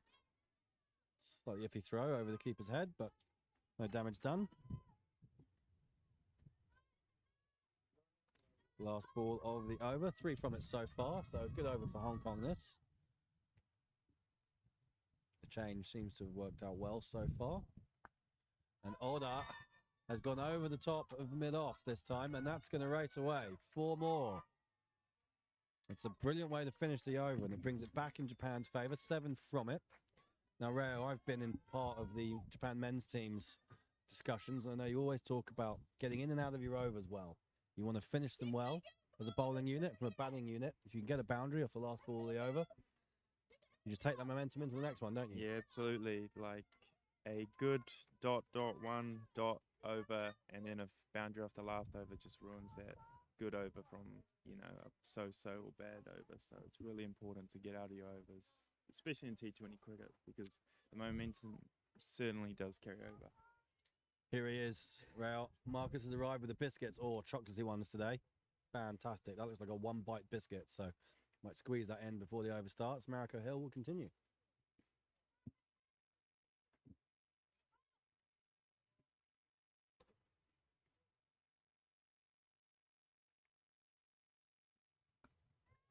That is in the air. And safe. Well, the field has come in for that at mid-off. It looks like Ruchi Venkatesh, who's bowling at the other end. Excellent biscuit from Marcus Thurgate. Wonderful contribution. Well, that's a second chance that we've seen gone down. And this is what can happen when some pressure is put on the fielders. The ball starts flying around a little bit. Intent from Akali Khan. I didn't get hold of it. It ends up just being a single. And a misfield. Now, that allows Erika Oda through for a single. Betty Chan this time. So, the first time we've seen the Hong Kong bowlers and fielders under a bit of pressure. And we're seeing a reaction. And this is what quick scoring can do at the top. And we've got a game on our hands all of a sudden.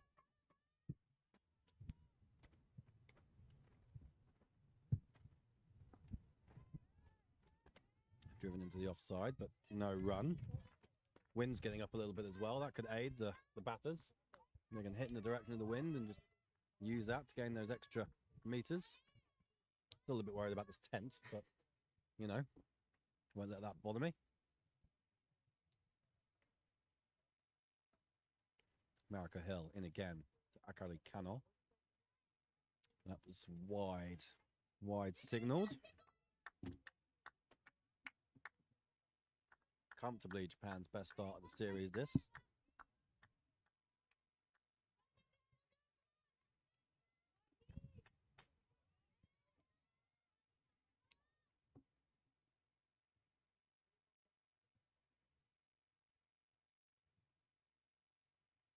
Short, Kano delays her run, but she's on the floor again.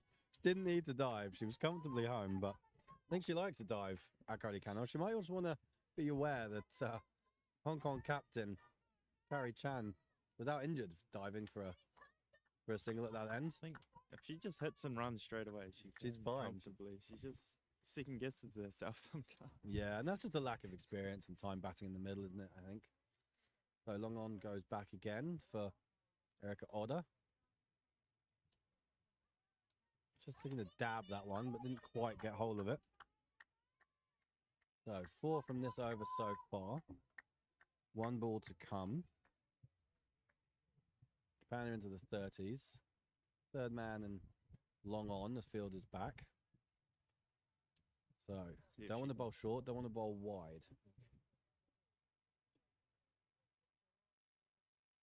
It's full. And it's hit straight back down the ground. So a bit of work to do for the long on fielder. Has to come all the way around. And they will come back for 2. She's on the floor again, Akari Kano. It's the 3rd time. Spent more time on the floor than she has standing up facing. But they come back for 2. So 6 from the over. Japan will be happy enough with that. 32 for none after 4.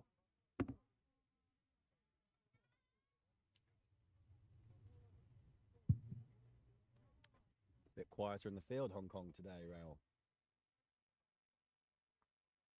First time a bit of pressure's been put on. So, Ruchita Venkatesh will continue. She'll be bowling at Akari Kano. Deep square leg and sort of a cow corner, wide mid-wicket. The 2 fielders back. 2 overs remain of this power play. Akari Kano in the support role here. She's 7 off 9. And that's what she's there to do, I suspect, is to try and anchor the innings. Oh, she's gone for a big swing. Missed it, and it's gone through everyone. So I suspect that will just be a bye. Leg bye signalled.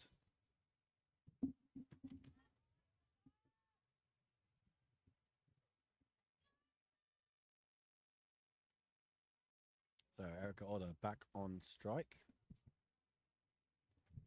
That is wide now. So a few extras coming. Hong Kong. Hong Kong still in a pretty comfortable position in this match, all told, but they are under a bit of pressure for the first time really in this series. That is hit through the cover fielder and single again for Erica Oda. And this is the difference, isn't it? Where the Japanese batters are looking to score from every delivery. And we've seen a lot of just playing to survive in power play up till now. But this positive intent is paying off for them at the moment. And that is carved behind point. A bit uppish, but safe enough. And they should come back for 2. No need to dive that time for Akari Kano. Bat still on the floor again, though. Comfortable 2 runs. That's the thing. As soon as you start rotating the strike, it puts the bowlers under pressure and they miss their line and their length. And that's exactly what Japan need to do in order to win this game. No matter what happens from this game forward, these 4-5 overs are a great thing for Japan to learn from. And that's a good shot from Akari Kano. She's just run that into the gully. They could come back for 3 here. They do. Good running. Fielder couldn't get hold of it. Japan team are up and about. 40's up now for Japan. Comfortably their best opening partnership of the series so far. Akari Kano's going at a run of ball. 12 off 12.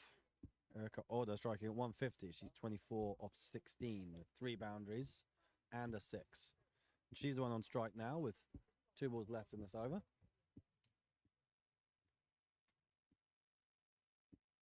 Hong Kong not quite having it all their own way so far. That is short. She's missed out there. Good early call from Akari Kano. Brings them through for a single. And again, aggressive running from the Japanese batters. I think yesterday we wouldn't have seen that single taken.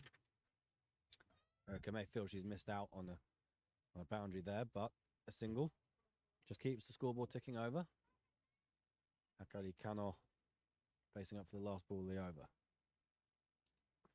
Full and driven into the leg side. Just a single. Comfortable 1 run. Means 10 runs from the over. So, Japan 4-2 for none after 5 overs.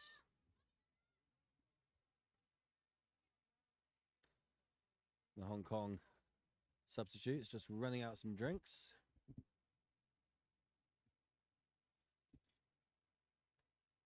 So Hong Kong are down a strike bowler, aren't they? They left out Saha. They left out Ikra Saha, which I was a bit surprised about. I think she's been their best bowler, really. Hasn't always taken the wickets, but she's been effective. Sorry, what number?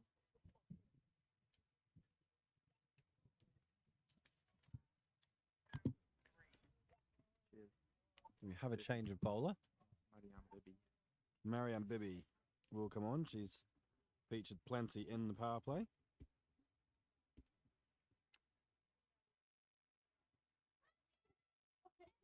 Didn't have the best of days yesterday, Mariam.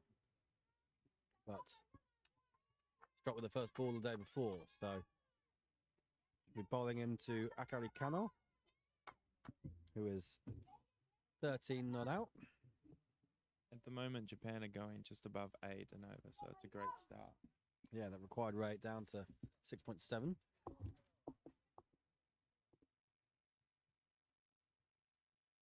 Still 100 runs, 101 runs needed. That's just popped into the offside, no run.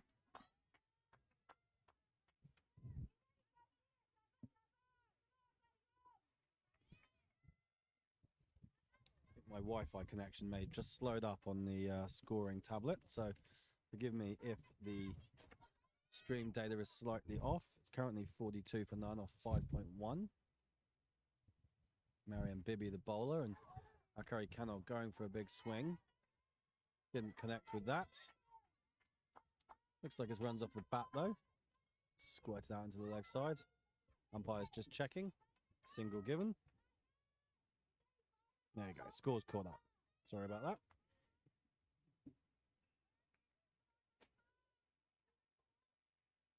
Erika Oda back on strike. She's 25 not out now. Last over of the power play. And that is into the leg side again. Well struck.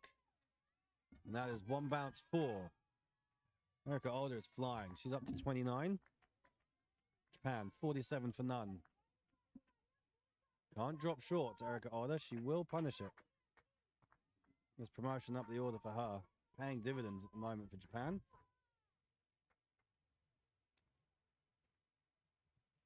Plenty of supporters for Erika Oda, both in England and New Zealand, where she's played a bit of her cricket. Still relatively new to the game, but I'm sure the Kawasaki Knight Riders boys will be watching and cheering her on as well. They've got a JCL Division 2 semi-final today. She'd probably be playing in that if she wasn't here. Actually, she plays with the Chiba Sharks in the JCL. Goodness me, I'll get myself shot. Yes, JCL, Chiba Sharks, Kawasaki Knight Riders in the Japan Cup. That is full, and just run into the gully again. Another single. No need for a dive for Akari Kano. 48 now. Yeah, Erika Oda was playing in Japan Cup finals last weekend, playing in the Kawasaki Knight Riders team. Helped them get to a semi-final. The Japan Cup finals, and they lost when she wasn't there. So, you know, take from that what you will. Akari Kano playing the supporting role beautifully at the moment. Hits that into the leg side, past the fielder. There's a boundary rider out there, sort of deep mid wicket. Returns that for a single. 7 runs from this over so far, with 1 to come. And as we said before, just a boundary and over just makes all the difference. Just takes the pressure off and allows you to knock the rest of the balls of the over around for singles. Bibi in again.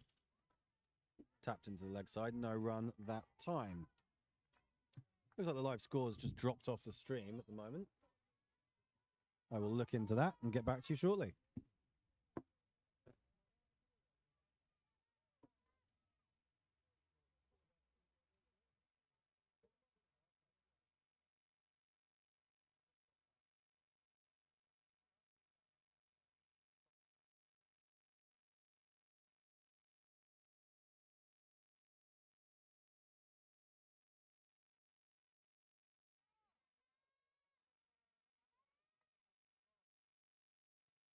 So that's the end of the power play, and Japan are 49 for none after 6 overs. And I think that is the best score in the power play in any of the 3 matches we've had so far. So Japan have finally come across an opening partnership that works.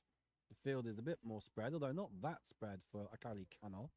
Ruchi Venkatesh will continue. That is short and turned around the corner. Georgina Bradley's in to collect that, so just a single. Brings 50 up for Japan. The 50 is up for Japan in 37 deliveries, so outstanding stuff for them. Round of applause from Japan tent. 50-run opening partnership for Japan, so a real positive in how they've taken on this power play. That is driven down the ground. Just a signal, I should think, for Erika Oda.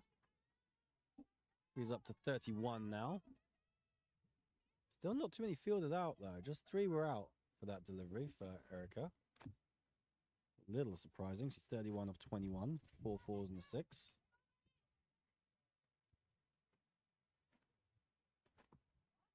That is cut into the offside. Fielder doesn't gather. It squirmed through. They might come back for a second. They will.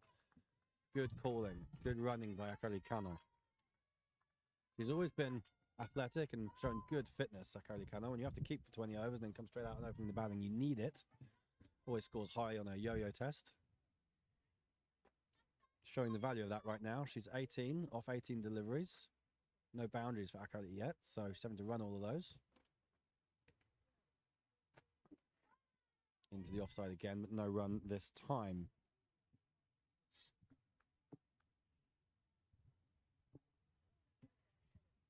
.53 for none.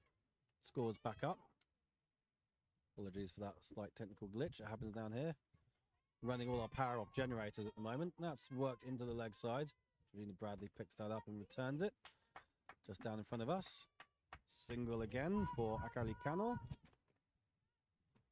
Probably her best score for Japan this. I haven't got the numbers in front of me, but I suspect it is. Still pretty new to the side. Hasn't played a whole lot of games. I think in the last tournament Japan played, she was batting at 10 or 11. Certainly improved her batting since then. And no run off the last ball of the over. So a better over that for Hong Kong. Just 5 from it.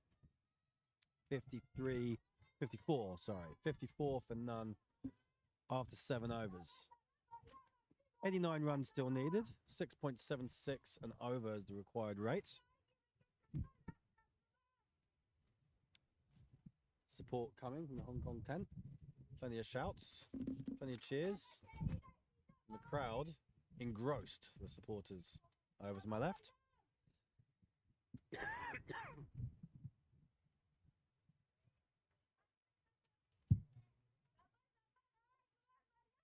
Marianne Bibby will continue. I've seen the team lineup flashing up. That batting order is not the batting order, I can promise you that. Bibby continues, and that was uppish. Not sure if that carried. It was a thick edge as she looked to run it down to third man. I think it just fell. You may have just fallen short. Marianne Bibby continuing.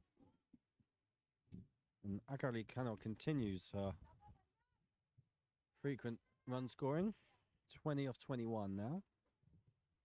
Erika Oda back on strike. No one on the boundary on this offside. She's gone leg side that time. Just fielder in at short mid wicket, cuts it off. Deep mid wicket's back, long on's back. Fine leg is back. And that's it, I think. Just the 3 fielders out. So Hong Kong still looking to put the squeeze on. They know that a breakthrough could just stop Japan in their tracks. This early momentum that they've got. That's straight back to the bowler. So with the field out now and the power play over, Japan just slowing a touch, but still in an excellent position after this flying start. 49 in the power play. But a better over so far from Marianne Bibby. Just 1 from the first 3 balls of this 8th over. And that is through the point region once again, and they'll come back for 2 more. It's been a productive region for the Japanese batters. Looking to use the pace of the Hong Kong bowlers and just guide the ball between gully and point. They've been very, very good at hitting the gap, I have to say. In almost every time.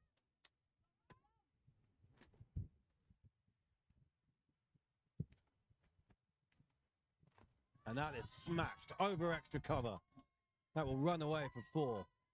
Beautiful shot from Erika Oda. We've been saying that there's no fielder out on this boundary sweeping. Reckon that might change soon. Erika Oda moves to 37.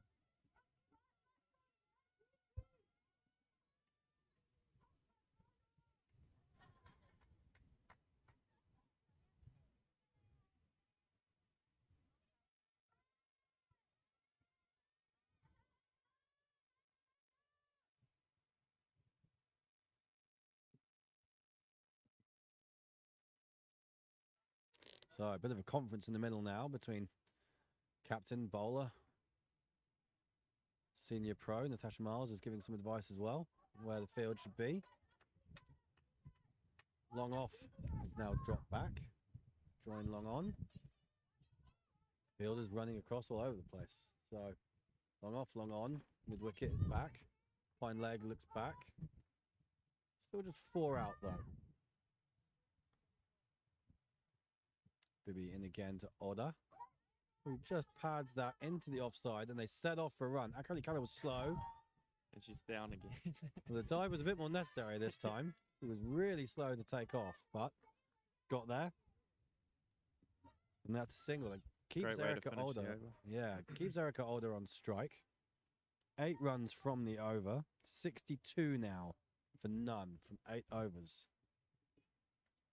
Akari Kano was just guilty of ball watching, really, and she's running to the danger end. So she's just standing there staring at the cover fielder and suddenly realised that her partner was tearing towards her.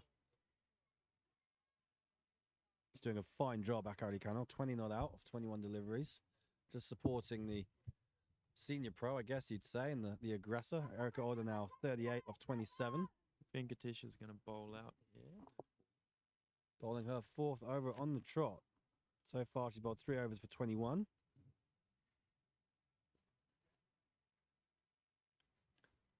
Interesting stuff. That is just padded into... It was uppish into the offside. Didn't no real power behind it, which seems to have timed it okay. It's run away. They'll get 2 for it. Despairing dive from the fielder. Natasha Miles there at cover. Couldn't quite reach it. Japan are hitting the gaps beautifully. Yeah, we saw Ahilia Chandel get out to a very similar delivery like that yesterday. They went back to the bowler, but a bit more luck on the side of the Japanese batters this time. They didn't get a lot of it in the field, so that is hit hard into the ground. Just pops up, no run. 79 more runs required from 70 balls. So Japan are bringing this required rate down steadily. And that is hit hard into the covers. It's fumbled. Just allows them through for a single. Miles again. She's stayed down. Natasha Miles. She was getting a rub down after her batting innings, so I think she's got a dodgy hammy or quad, I think. And she was not moving that well towards the end of the innings, so Yeah, she's stretching physio's it out coming again. on. Could just be cramp, of course. But no, the physios have been sent back. Very Neighbour- familiar with cramp. It's enabled the Japanese batter to steal a cheeky drink. The substitute fielder, substitute Japanese player will need to get off the field pretty quickly. Akari Kano's on strike now. Erica Older's on to 41. Ruchi Venkatesh in again. That's a bit short, and that's turned around the corner by Akari Kano. And I suspect they will look for 2. She was slow setting off, Kano. She swiveled so far around. She had to do almost a full 180 to get back again. So just a single. 2 to come. 2 to come. From this over. From this spell for Rajita Venkatesh. Gone for 25 so far. Bit short. That's cut into the covers, but no run this time. A decent over this one. Just 4 from it. We're in that point where she's bowled a decent over. Can Japan find a boundary to turn it into a good over from their point of view? Full, and Oda has hit that straight up in the air. So, the end of Erica Older's exciting cameo. She's popped that. I think it was Natasha Miles who's taken the catch. Just didn't get onto it. She wanted the boundary off the last ball of the over. An outstanding 41 from Oda from 32 deliveries. Giving Japan excellent momentum.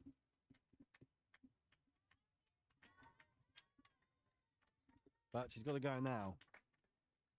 Lots of positives from that opening stand of 66 between Kano and Oda. Well, Hong Kong have their breakthrough. Right at the end of the 9th over, Ruchita Venkatesh, her final ball. But suddenly she finishes with figures of 1 for 25 from 4. New batter's already out there. That's Ahilia Chandel. She's batted at 3 throughout the series.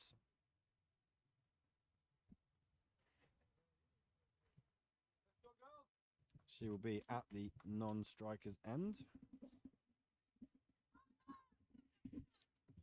Let's see who the bowler's going to be. Will Marianne Bibby continue now that there's a new batter in and the aggressor has been dismissed?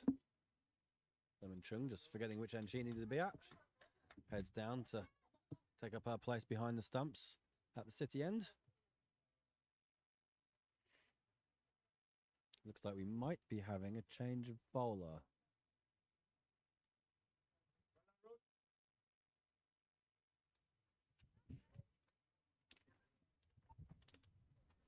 Just waiting on confirmation on the change. Looks like shirt number 11, which is Cindy Hall, into the side today.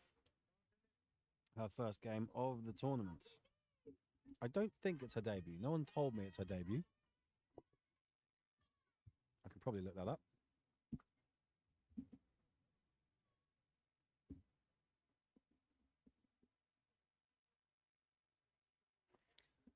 Akari Kano on strike batter. It's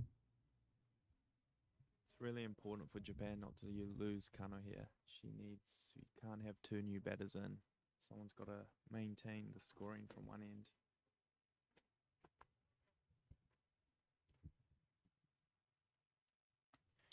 That's a good shot. Dropped short and just swivel pulled. I'll only get one for it. This is Cindy Ho's third match for Hong Kong in T20Is. First time she's had a bowl. Thank you, ESPN Cricket Info. So, Elia Chandel facing her first ball. Left-right hand combination now for Japan.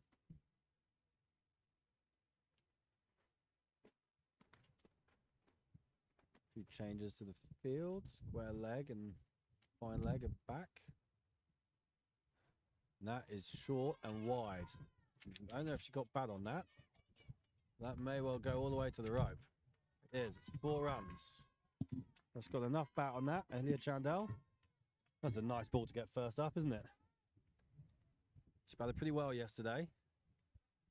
Only made 18, but played a vital role in the partnership with Shimako Kato of 40 odd.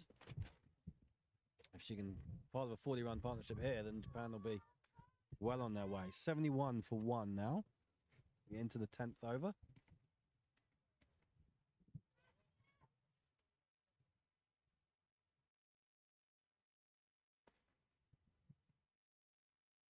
And that is wide. So, a little bit of pressure. Cindy Ho, probably a bit nervous. First time bowling an international. The match very much in the balance at this stage. Japan are certainly in this game. 72 in the 10th over. Well ahead of where they've been in the previous games. Largely thanks to that aggressive start from Erika Oda. That one's just turned into the leg side. It's called runs. So another single for Chandel. Rotating the strike now with the left-right hand combination won't help with the bowler trying to find her line. Frustrate the fielders, having to move across. Poor old umpires as well. Actually, another Arjun moves across as well. Akari Kano back on strike. No run there. Didn't quite middle that one. 7 runs from this over so far. Still 2 balls to go. Akari Kano's 22 off 24 with no boundaries, so she's been doing a lot of running. And there again, this has been her area. Through point, runs it down, and they will return for a second. Akari Kano is on the floor again, but safe. Doesn't want to get run out. Absolutely does not want to get run out. I've actually lost count of how many dives she's put in now. I reckon that might be 5 or 6. 75 the score. Last ball of the 10th over.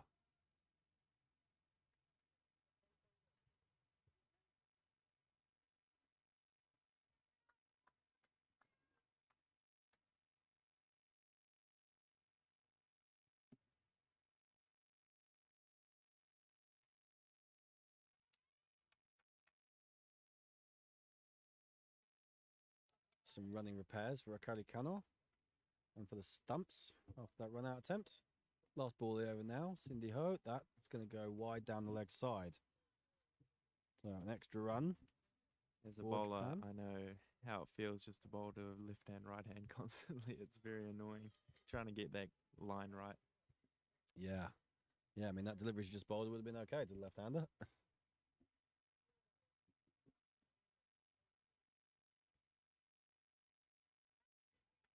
Oh, and that one, just a flash of the bat, but a fumble by the wicketkeeper. So that is a bye. And the over. So in the end, 11 runs from that over. And at the halfway mark, Japan are 77 for 1. I forget exactly what the score was, but I think Hong Kong were around 80-81 at the halfway mark. So Japan matching them. Hong Kong did slow down after the fall of Mariko Hill, and as Natasha Miles just started to tire in their innings. So Japan are more than halfway to this target, and they've got half the overs remaining. And keep this run scoring going. They need to win this game to keep the series alive. It looks like Emma Lai is going to come on for her first bowl of the series.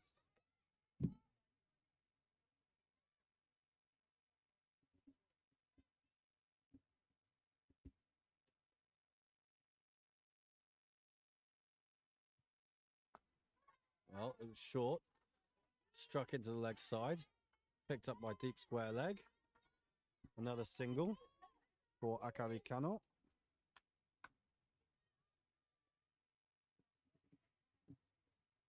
And the left hand is back on strike, so the field changes come in. I can hear the Hong Kong coach not understanding why the field was changing. Come on, Wilson, pay attention. Ahilia Chandal's 5 off 2, so she's made a good start. No one behind the wicket. That is a high full toss, and it goes behind the wicket. Square legs come round. It's just a single. Smattering of applause from the crowd again. Perfect kind of game this to learn about cricket. Good run chase, especially when it's tight. That is a high full toss as well. It's called wide.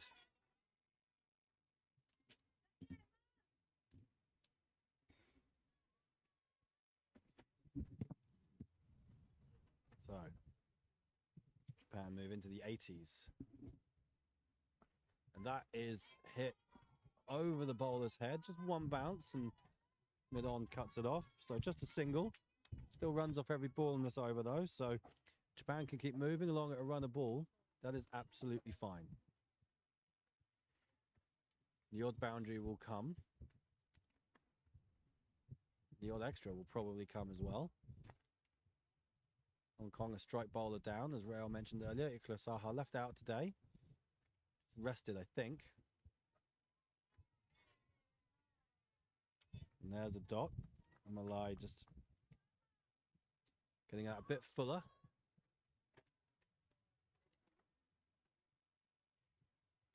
On the staff at Cricket Hong Kong, of course, MLI. And that is another full toss. Put into the leg sides. A fielder out there at deep square leg, and they've not taken her on. Probably could have got 2 there, but just a single. MLI had a great article written about her by Jared Kimber on the ESPN Cricinfo website. All about balancing life as a cricketer in an associate world and being a female cricketer and the challenges that brings. I thought it was such a good article, I had it translated into Japanese and sent to our women's team. It's called MLI Walks on the Grass. You can find that one. Have a read. Single off the last ball of the over. So 6 runs from it. It's fine from a Japan point of view. 83 for 1 after 11 overs. Akari Kano's still there. She's 27 off 29. Looking to score off every ball. Ahilia Chandal 7 off 5.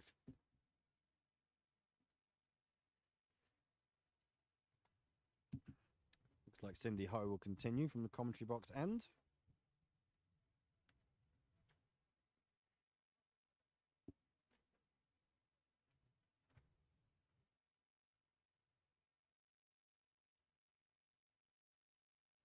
8 extras that Hong Kong given away so far.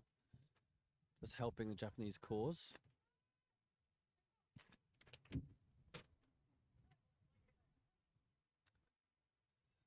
Cindy Ho in again, and that is very wide. That will be called. 59 more runs required for Japan to go into this series and keep it alive. 2-0 down at the moment. If it finishes 2-2, this trophy will be shared. Net run rate not a factor in this competition. That is short. Didn't get hold of it. Missed out there. I wondered if that might have been a double bouncer.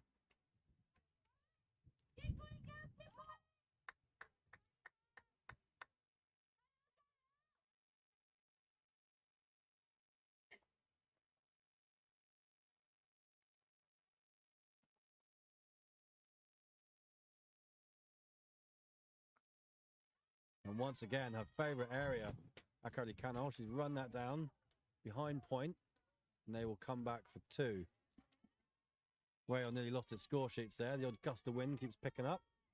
So if you see bits of paper flying out onto the outfield and Rail running after it, that's what happened. Cat-like reflexes, though, from Sakurano Thomas. Just like in the field.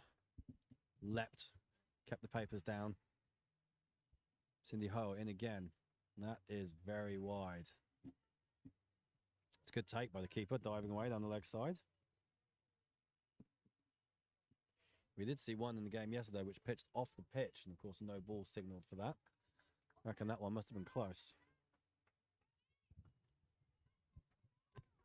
Japan will take the 3 runs, absolutely. No question about that. Good take by Lemon Chung. Cindy Ho in again. That is wide again, so pressure building on the bowler. It's pretty quiet out there. It's a horrible feeling. I've been there many a time when you're just delivering wide after wide. Does need to take a deep breath, settle herself down.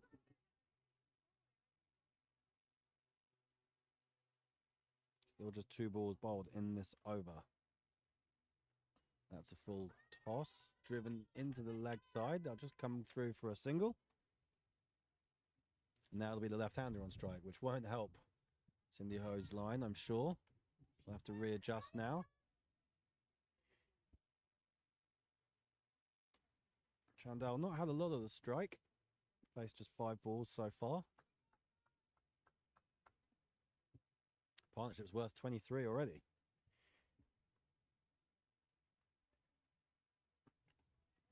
That's just played back to mid-off. So that line has been bowling has been fine to a left-hander.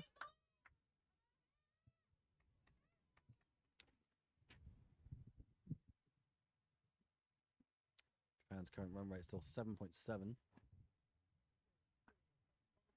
Aggression from Chandel, but America Hill was in on it quickly. No run.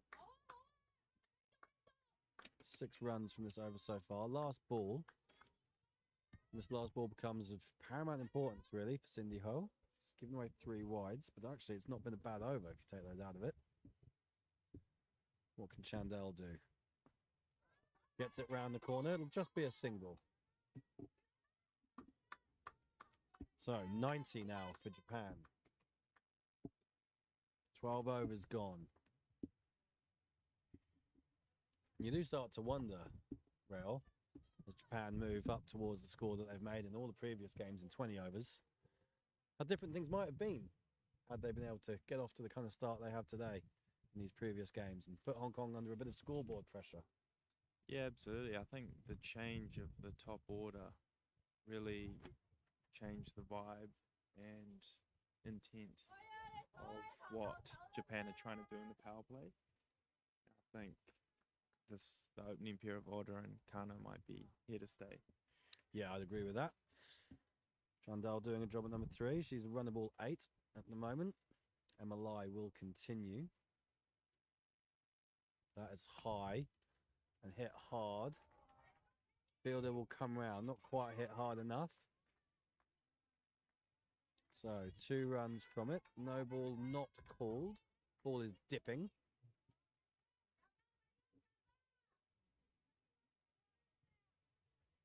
Have a quick look on the replay of that. Well, she did advance down the track, but still pretty high.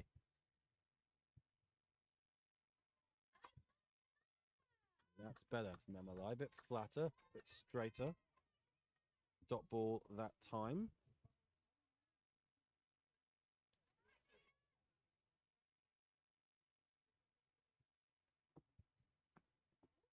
Chandel looked to make room for a leg side strike, but then got caught in 2 minds of whether to cut or pull and ended up just bunting it back to the bowler.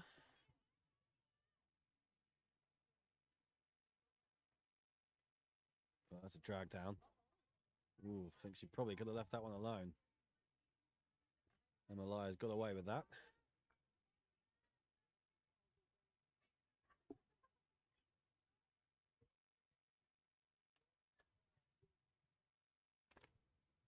Oh my goodness, well that is very high. Well, surely that's going to be called. Yeah, square leg umpire has his arm out. And a free hit is given. For no ball plus 1 run. And a free hit now for Kaizuka. She's 30 off 32. Field can change because the new batter is on strike. Just 4 runs off this over so far, so a chance now with a free hit to turn this into a good over for Japan, which they can't take. Frustration. I make that over. They're still out there. The no ball. Oh no, quite right. I don't make that over. Last ball of the over. Looks like Tinker in the field. Japan wants something off this delivery just to keep ahead of the rate or keep up with the rate. There we go into the leg side. Probably just get 1. 95 for 1. So 5 from the over. Missed out on the free hit. And that required rate still under 7. 6.8 and over. Japan are there or thereabouts. Emma Live has bowled her 2 overs for 11 so far. Cindy Ho, 2 overs for 17. Marianne Bibi's back on here. Okay. Marianne Bibi back into the attack. Bowled a couple of overs early on. 2 overs for 15. Akari Kano still has the strike. No one out on the offside boundary again. No one straight either. They have a sweeper out. Yeah, not on the boundary though. And Canos hit that into the leg side for a single. It's been a while since we had a boundary. Ahelia Chandel got one of her first ball. The partnership's up to 30 with just 1 boundary so far, I think. There's a lot of running out there, which is fine. If they can get bat on ball and run each time, then that will take them very, very close. Already Japan's best score in this tournament. We're only into the 14th over. Left-handed Chandel back on strike now. Marianne Bibi to bowl at her. On appeal, but nothing doing. Adam Burst not interested. At the moment, there's overthrows there. They're not running them. No. I don't know why. Just turn them down. I think it came off Ahelia. Might have hit Ahelia, so Just generous generous. sportsmanship. I think at the moment Japan are hitting around the run rate, and you don't really want to leave it to the last over. So they're hoping for a big over in the next few, I think, to really reduce it. Yeah, they need to pick a bowler to target, I think, and I would say that perhaps Cindy Ho and Emma Lai might have got away with 4 overs there for 27.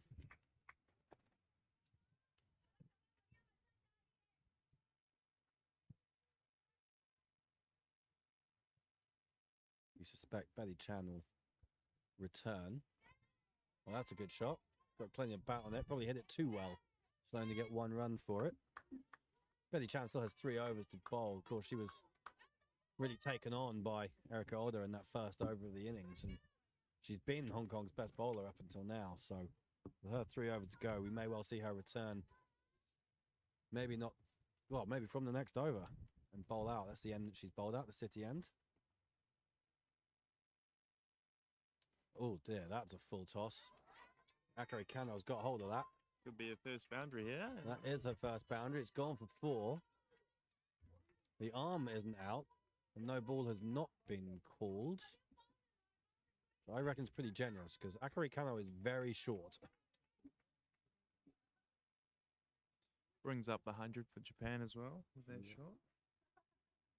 And she does stands low in her crease, squatting pretty low, so maybe lucky. But yes, the 100 up in the 14th over. Ball's back in the bowler's hand. Akari Kano's on to 36. Her first boundary. She's up to a run of ball again. And then blocks the next one. So a good comeback from Marianne Bibby.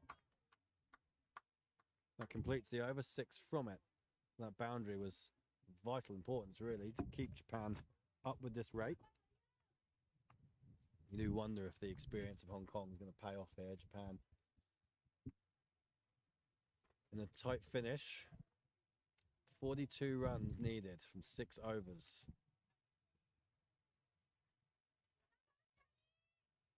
So, looks like Emma Lai is going to continue. So that's interesting. Betty Chan means we'll have to bowl from a different end if she's going to bowl her allocation. Ilya Chandel is on strike. She's 12 off 16. Looking to attack, and they need to. I think this could be the over. Well, I think this is the over. They've got a bonus extra over from Emma Lai. She's tossing the ball up. It's there to be hit. The field is well set, but opportunities for boundaries. You can really get underneath it and get some power behind it. Yeah, like I said, for a chasing team, you don't want to leave it to the last over. So you need one big over in these next 5.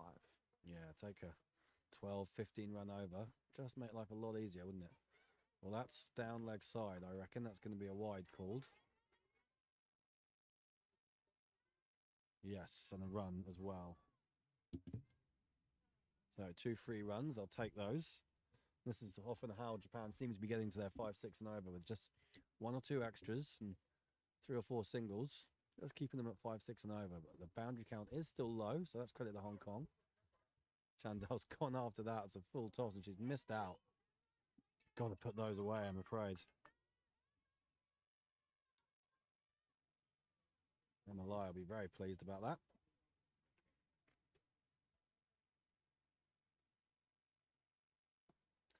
The leg side field is there. They might run a couple here. They should run a couple.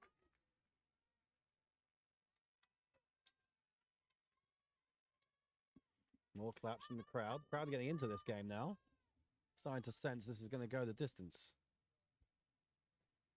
Not doing much for our chances of watching the All Blacks Japan game, is it, Rail? Never mind.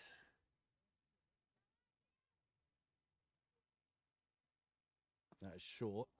Hit into the leg side. Just a single, though. Didn't get underneath it. Didn't get the power she needed.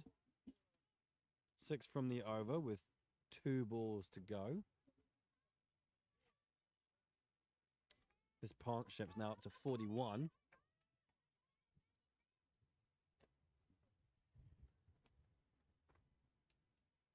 Oh, there we go. She's gone after that.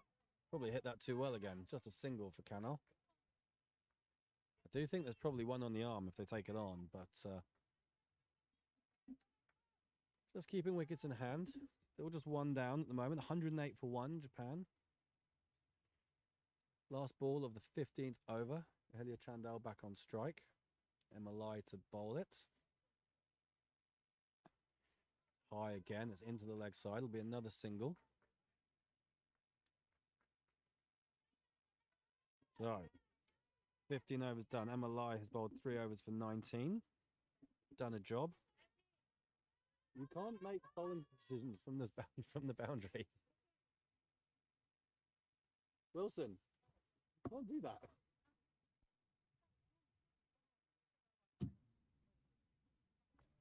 So, looks like Marianne Bibby will continue despite the protestations from the Hong Kong tent. Betty Chan won't bowl her full allocation of overs. Possible a miscalculation. Marianne Bibby, just the 1 over left. She's bowled 3 overs for 21.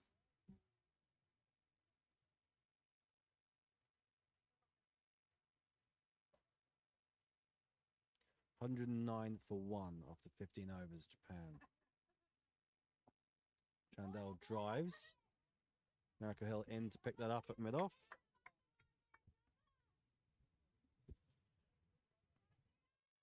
No run for that first ball.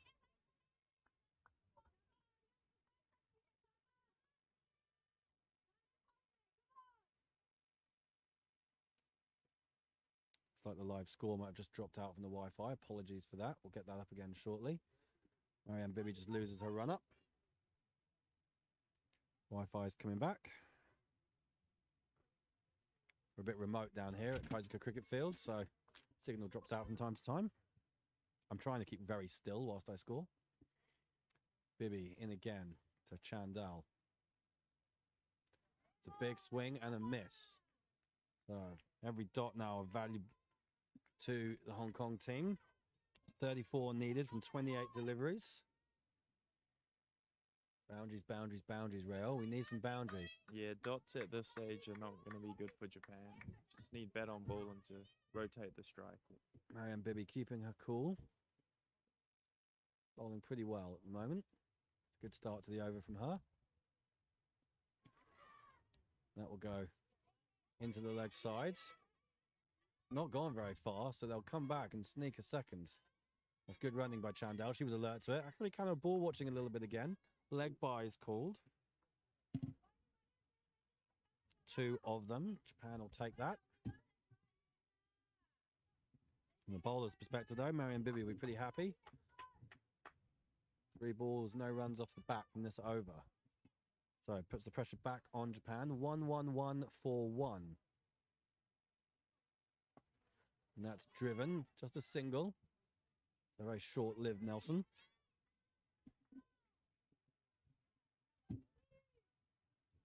Brings Akari Kano back on strike. She is 37 off 38. Batted beautifully so far, Akari Kano.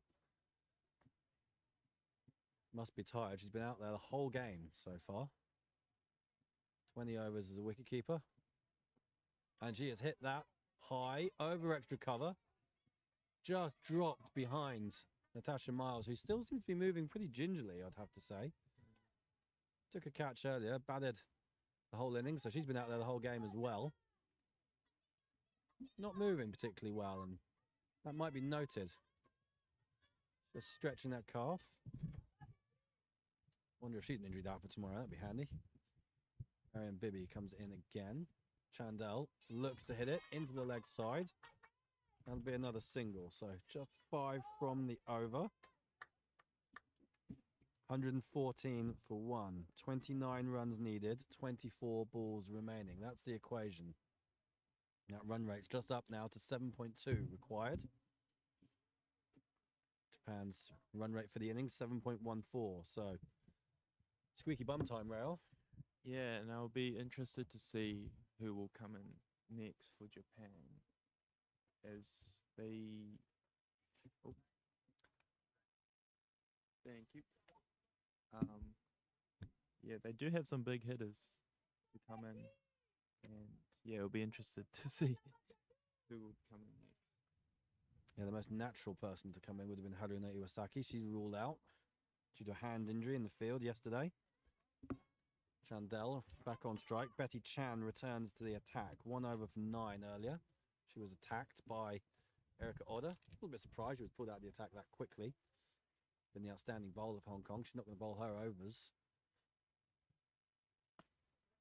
And that is just squeezed back past her. Sparing dive, but single taken. Akari Kano's back on strike. Saw outward aggression from Kano in that last over, looking to drive over extra cover. Not necessarily her strength, but they need boundaries. Not seen any invention from the Japanese batters either. There's no one behind square. You know, a little switch or a ramp could be handy. Access that part of the field. Into the leg side again. Bad on ball and a single. Oh, a fumble. And that will allow Canol back for a second. Committed a cardinal sin there of scoring that ball before the ball was dead. Apologies. Single flashed up. It's changed back to a 2 now.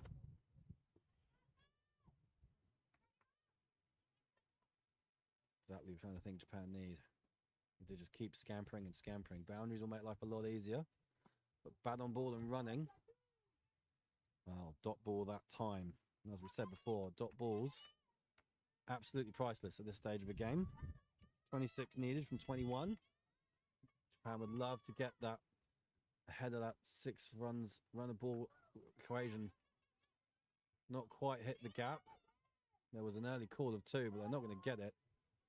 Fielders come back and return. That's hit the batter as well. Chandal's back on strike. She's 20 off 27, Ahilia Chandal. A career best for her. Akari Kano's into the 40s now, 41 off 42. You just need someone to clear the infield, find the boundary. Just one boundary would make all the difference at this stage. 25 off 20, the equation. Betty Chan, top of her mark. 2 balls to go in this over. Bowling to left-hander, and that's just prodded into the offside, and they'll scamper through for a single. It's good pressure on the fielding side from the batters. Direct hit, she might have been in trouble. 5 from this over. Leg side fielders dropping back again. Akari Kano. What can she do?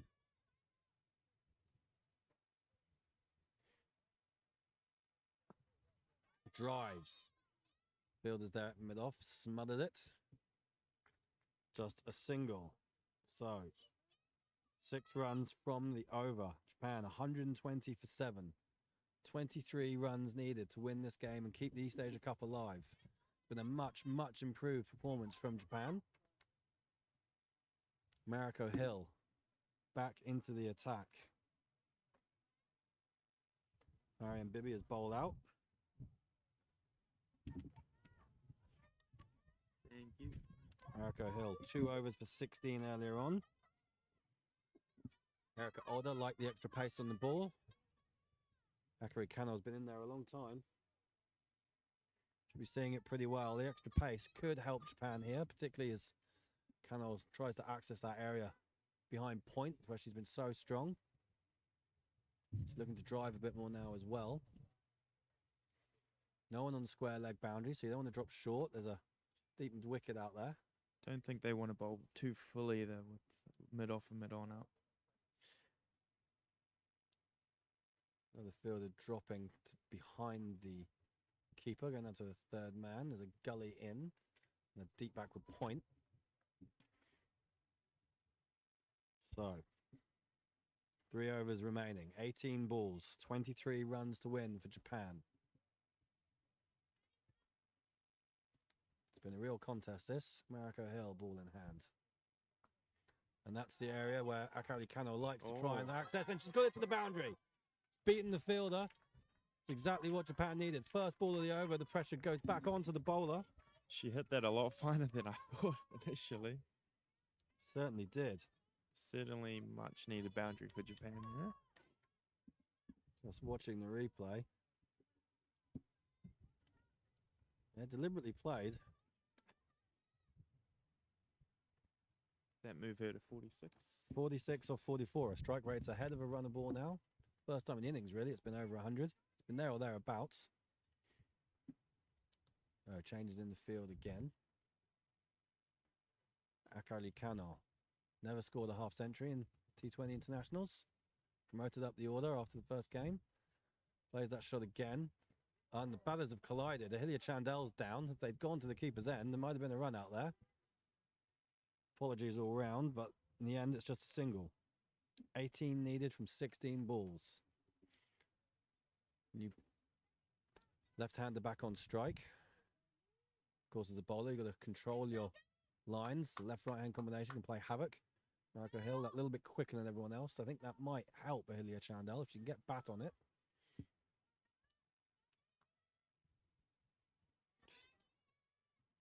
Just the one boundary for Chandal, 21 of 28. There we go. Play the big shot. It's dropped by mid-off. And she stayed down. So they've run 2. It's a good idea going straight, though, with mid-off and mid-on up. Looks like the fielder's just hit her head as she looked to take that catch. On the ground, medical staff are signalled for. So there's going to be a stoppage here whilst the field is checked.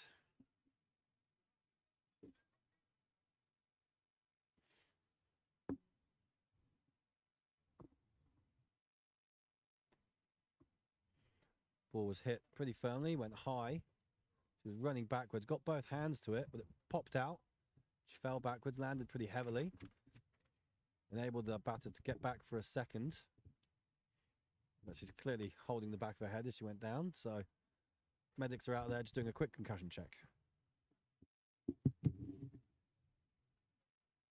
The equation now for Japan, 16 needed, 15 balls. 127 for 1, 17.3 overs gone. Grandstand finish coming.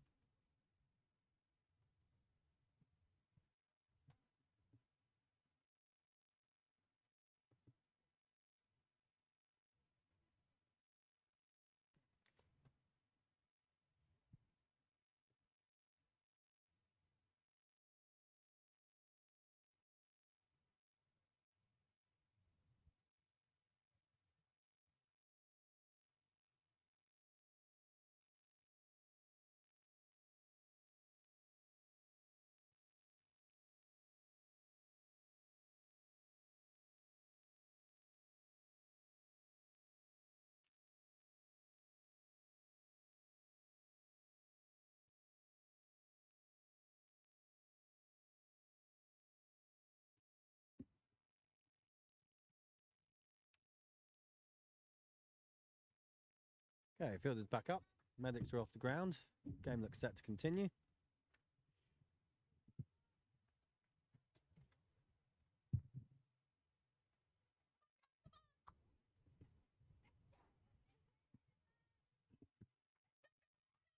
This game right on a knife edge now.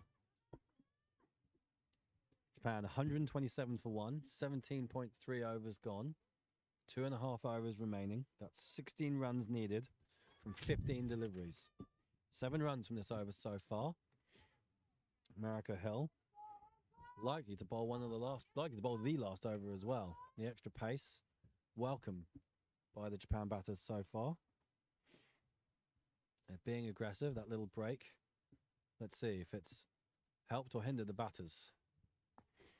It's short, it's struck pretty well, beats the fielder in the circle. And they will turn for 2. Chandel's got to go. Kano made the early call. She's on the ground again, Nakari Kano. Running for a partner this time. Safe. 2 more runs. So now we're back to a runner ball needed. Rail, I'm nervous. I'm scared. I don't know where to look. I don't know what to do. I don't know what to say. Biting my nails there. Help me out.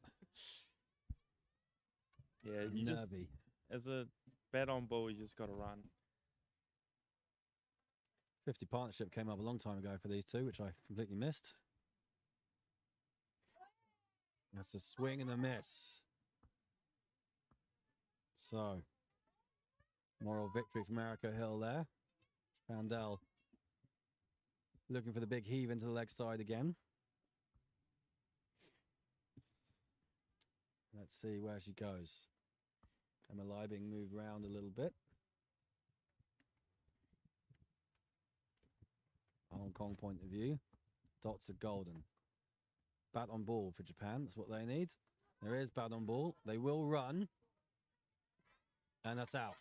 So, Mahalia Chandel doesn't make her ground that time. She's gone for 25 from 32 deliveries. Run out at the striker's end.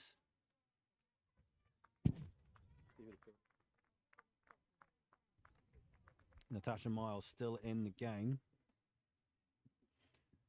Return the ball for the run out.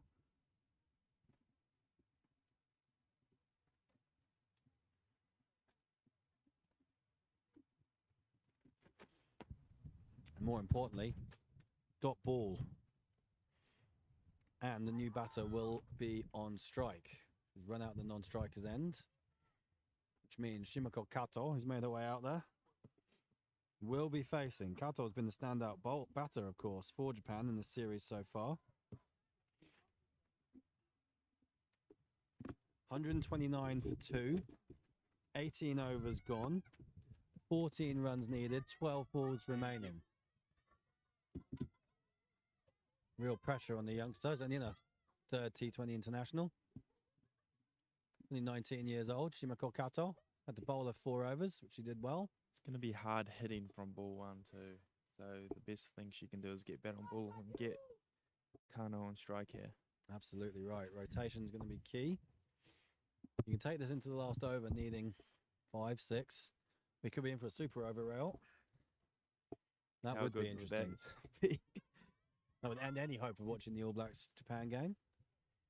Betty Chan to bowl, and a miss by the keeper, and they've scampered through for a bye.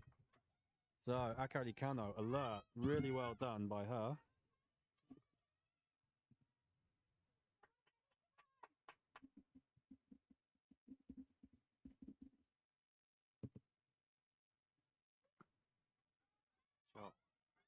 And that's a great shot. As a despairing dive doesn't make it. It's a half century for Akari Kano. Super batting. The little wicket keeper. He's held this innings together for a team. She might even take them home. It's a boundary to bring up a 50. It's wonderful stuff by Akari Kano. What a performance. 9 runs needed, 10 balls remaining. Hasn't struck many boundaries, but what a time to get one. And a single now.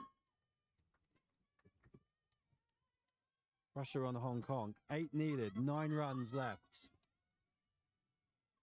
Sparing dive on the boundary. America Hill couldn't get there. Shimako Kato's back on strike. Another Arjun, the umpire, just slowing things down. Kato's hit that into the covers. It's just bobbled in front of the fielder. They come back for the single. Every run, absolutely priceless at this stage. Akari Kano, 52 not out and 47 deliveries. Brought up a half century of 46 balls with 3 boundaries. She holds the key, absolutely the key now. 7 runs needed, 8 balls remaining. Betty Chan coming in. Full toss, hit into the leg side. One's okay.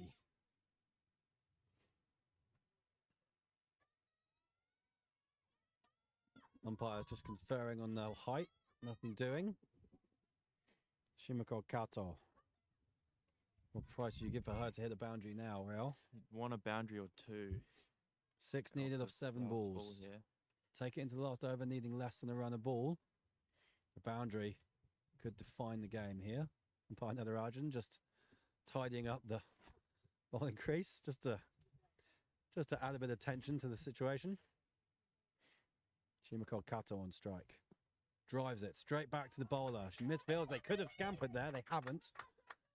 Kano will keep the strike. Dot ball for Hong Kong. 6 runs needed. 6 balls remaining. Japan 137 for 2.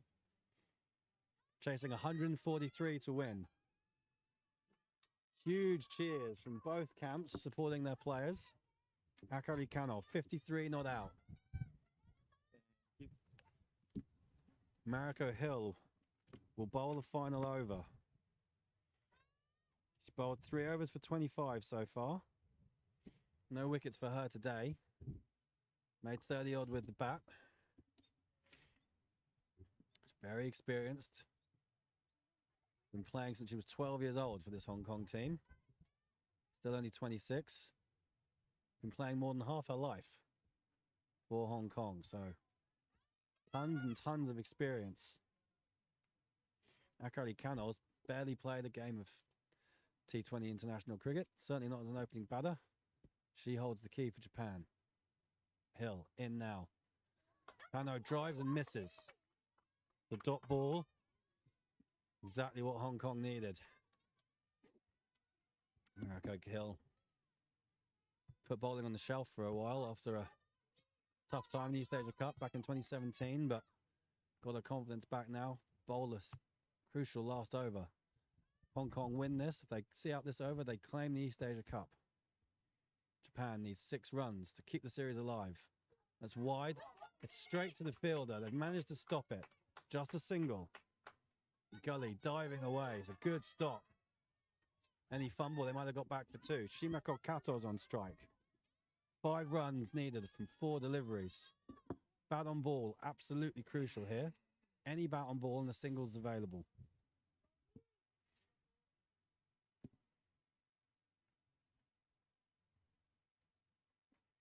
Well, it's off the pad. Kano came for the run. It's just as well they didn't in the end because the keeper's got that onto a direct hit. Cut off anything. So crucial dot for Hong Kong. Got to get bat on ball. 5 still needed. Only 3 balls left. Shimako Kato facing a clubmate, Mariko Hill. Play together at Spencer Cricket Club in London. Make for interesting chat back in the city of London. Hit in the air. It's going to be taken. Kato goes. Ruchita Venkatesh with the catch. Hill with the wicket. Most importantly, no runs from it. And the new batsman on strike too. With the new rule, of course, the new batter will be on strike. It's the captain, Mai Yanagida. The batter's crossed, but it doesn't mean anything anymore.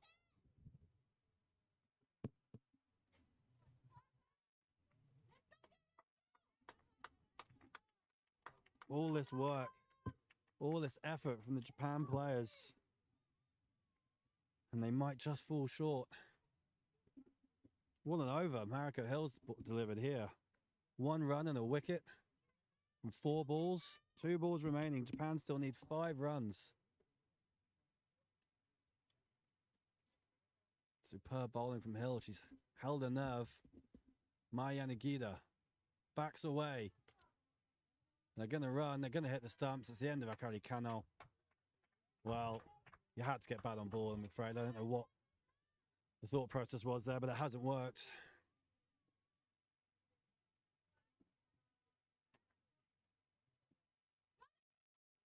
Real disappointment now for Japan.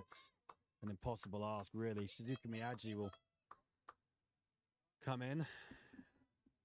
She will be on strike.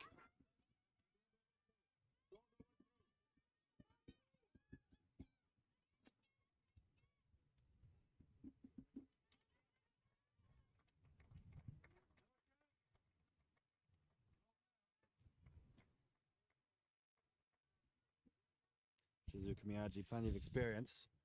She needs a boundary. 4 to tie. 4 to tie 6 and to take win. it to a super over. 6 to win. So, Shizuka Miyaji, can you be the hero? Where's your boundary option, Rail? I would be looking. You got to look straight. It's the only Yeah, place there's gotta an go option, I straight. think. Mariko Hill. And it's a dot. Not even running it. They will run a bye. Well, Hong Kong keep their nerve. They edge home by 3 runs. A hugely improved performance by Japan. They finished 139 for 4. They really made a go of it. In the end, Hong Kong held their nerve. What a final over. Just 1 off the bat from Mariko Hill with a wicket. The bye at the end. Shizuka Miyaji, Mai Yanagida couldn't get bat on ball. Akari Kano couldn't get on strike. Such disappointment from the Japan side. They came so close. Huge improvement from what we've seen over the previous 2 days, but this experienced Hong Kong side had just enough to get themselves home. Be a question of what if, what could have been from Japan, but lots of positives, lots to build on. Rail, what do you make of it? Yeah, I mean, you can see on their best day that they can absolutely compete with Hong Kong, which they didn't show at all in the first 2 days. So definitely big positives there. And yeah, I think, like I said at the start of the innings, the power play will set the tone for the innings, which it certainly did. It's just the experience of Hong Kong just outdid Japan at the end there, I think. Yeah, cool heads. You know, being able to bowl, defend 6 off the last over, and do it with room to spare, really, in the end. As we said, Marika Hill's been playing for 14 years for Hong Kong. Kept her nerve brilliantly in that experience against Japanese players who perhaps haven't been in situations like that before. Just counted. So in the end, Hong Kong take a 3-0 lead in the series. They've won the East Asia Cup with a game to spare. This third international by just 3 runs. Wonderful effort by the Hong Kong players, set up by 86 from Natasha Miles. And then bowlers saw them home. Miles in the action with a catch and a run out as well. Alan Kerr, Rail Sakulano signing off. Thanks for watching wherever you've been. We'll be back tomorrow for the 4th game, and Japan looking to register a victory. Much improved today, not quite enough. Congratulations to Hong Kong for winning the East Asia Cup in 2022.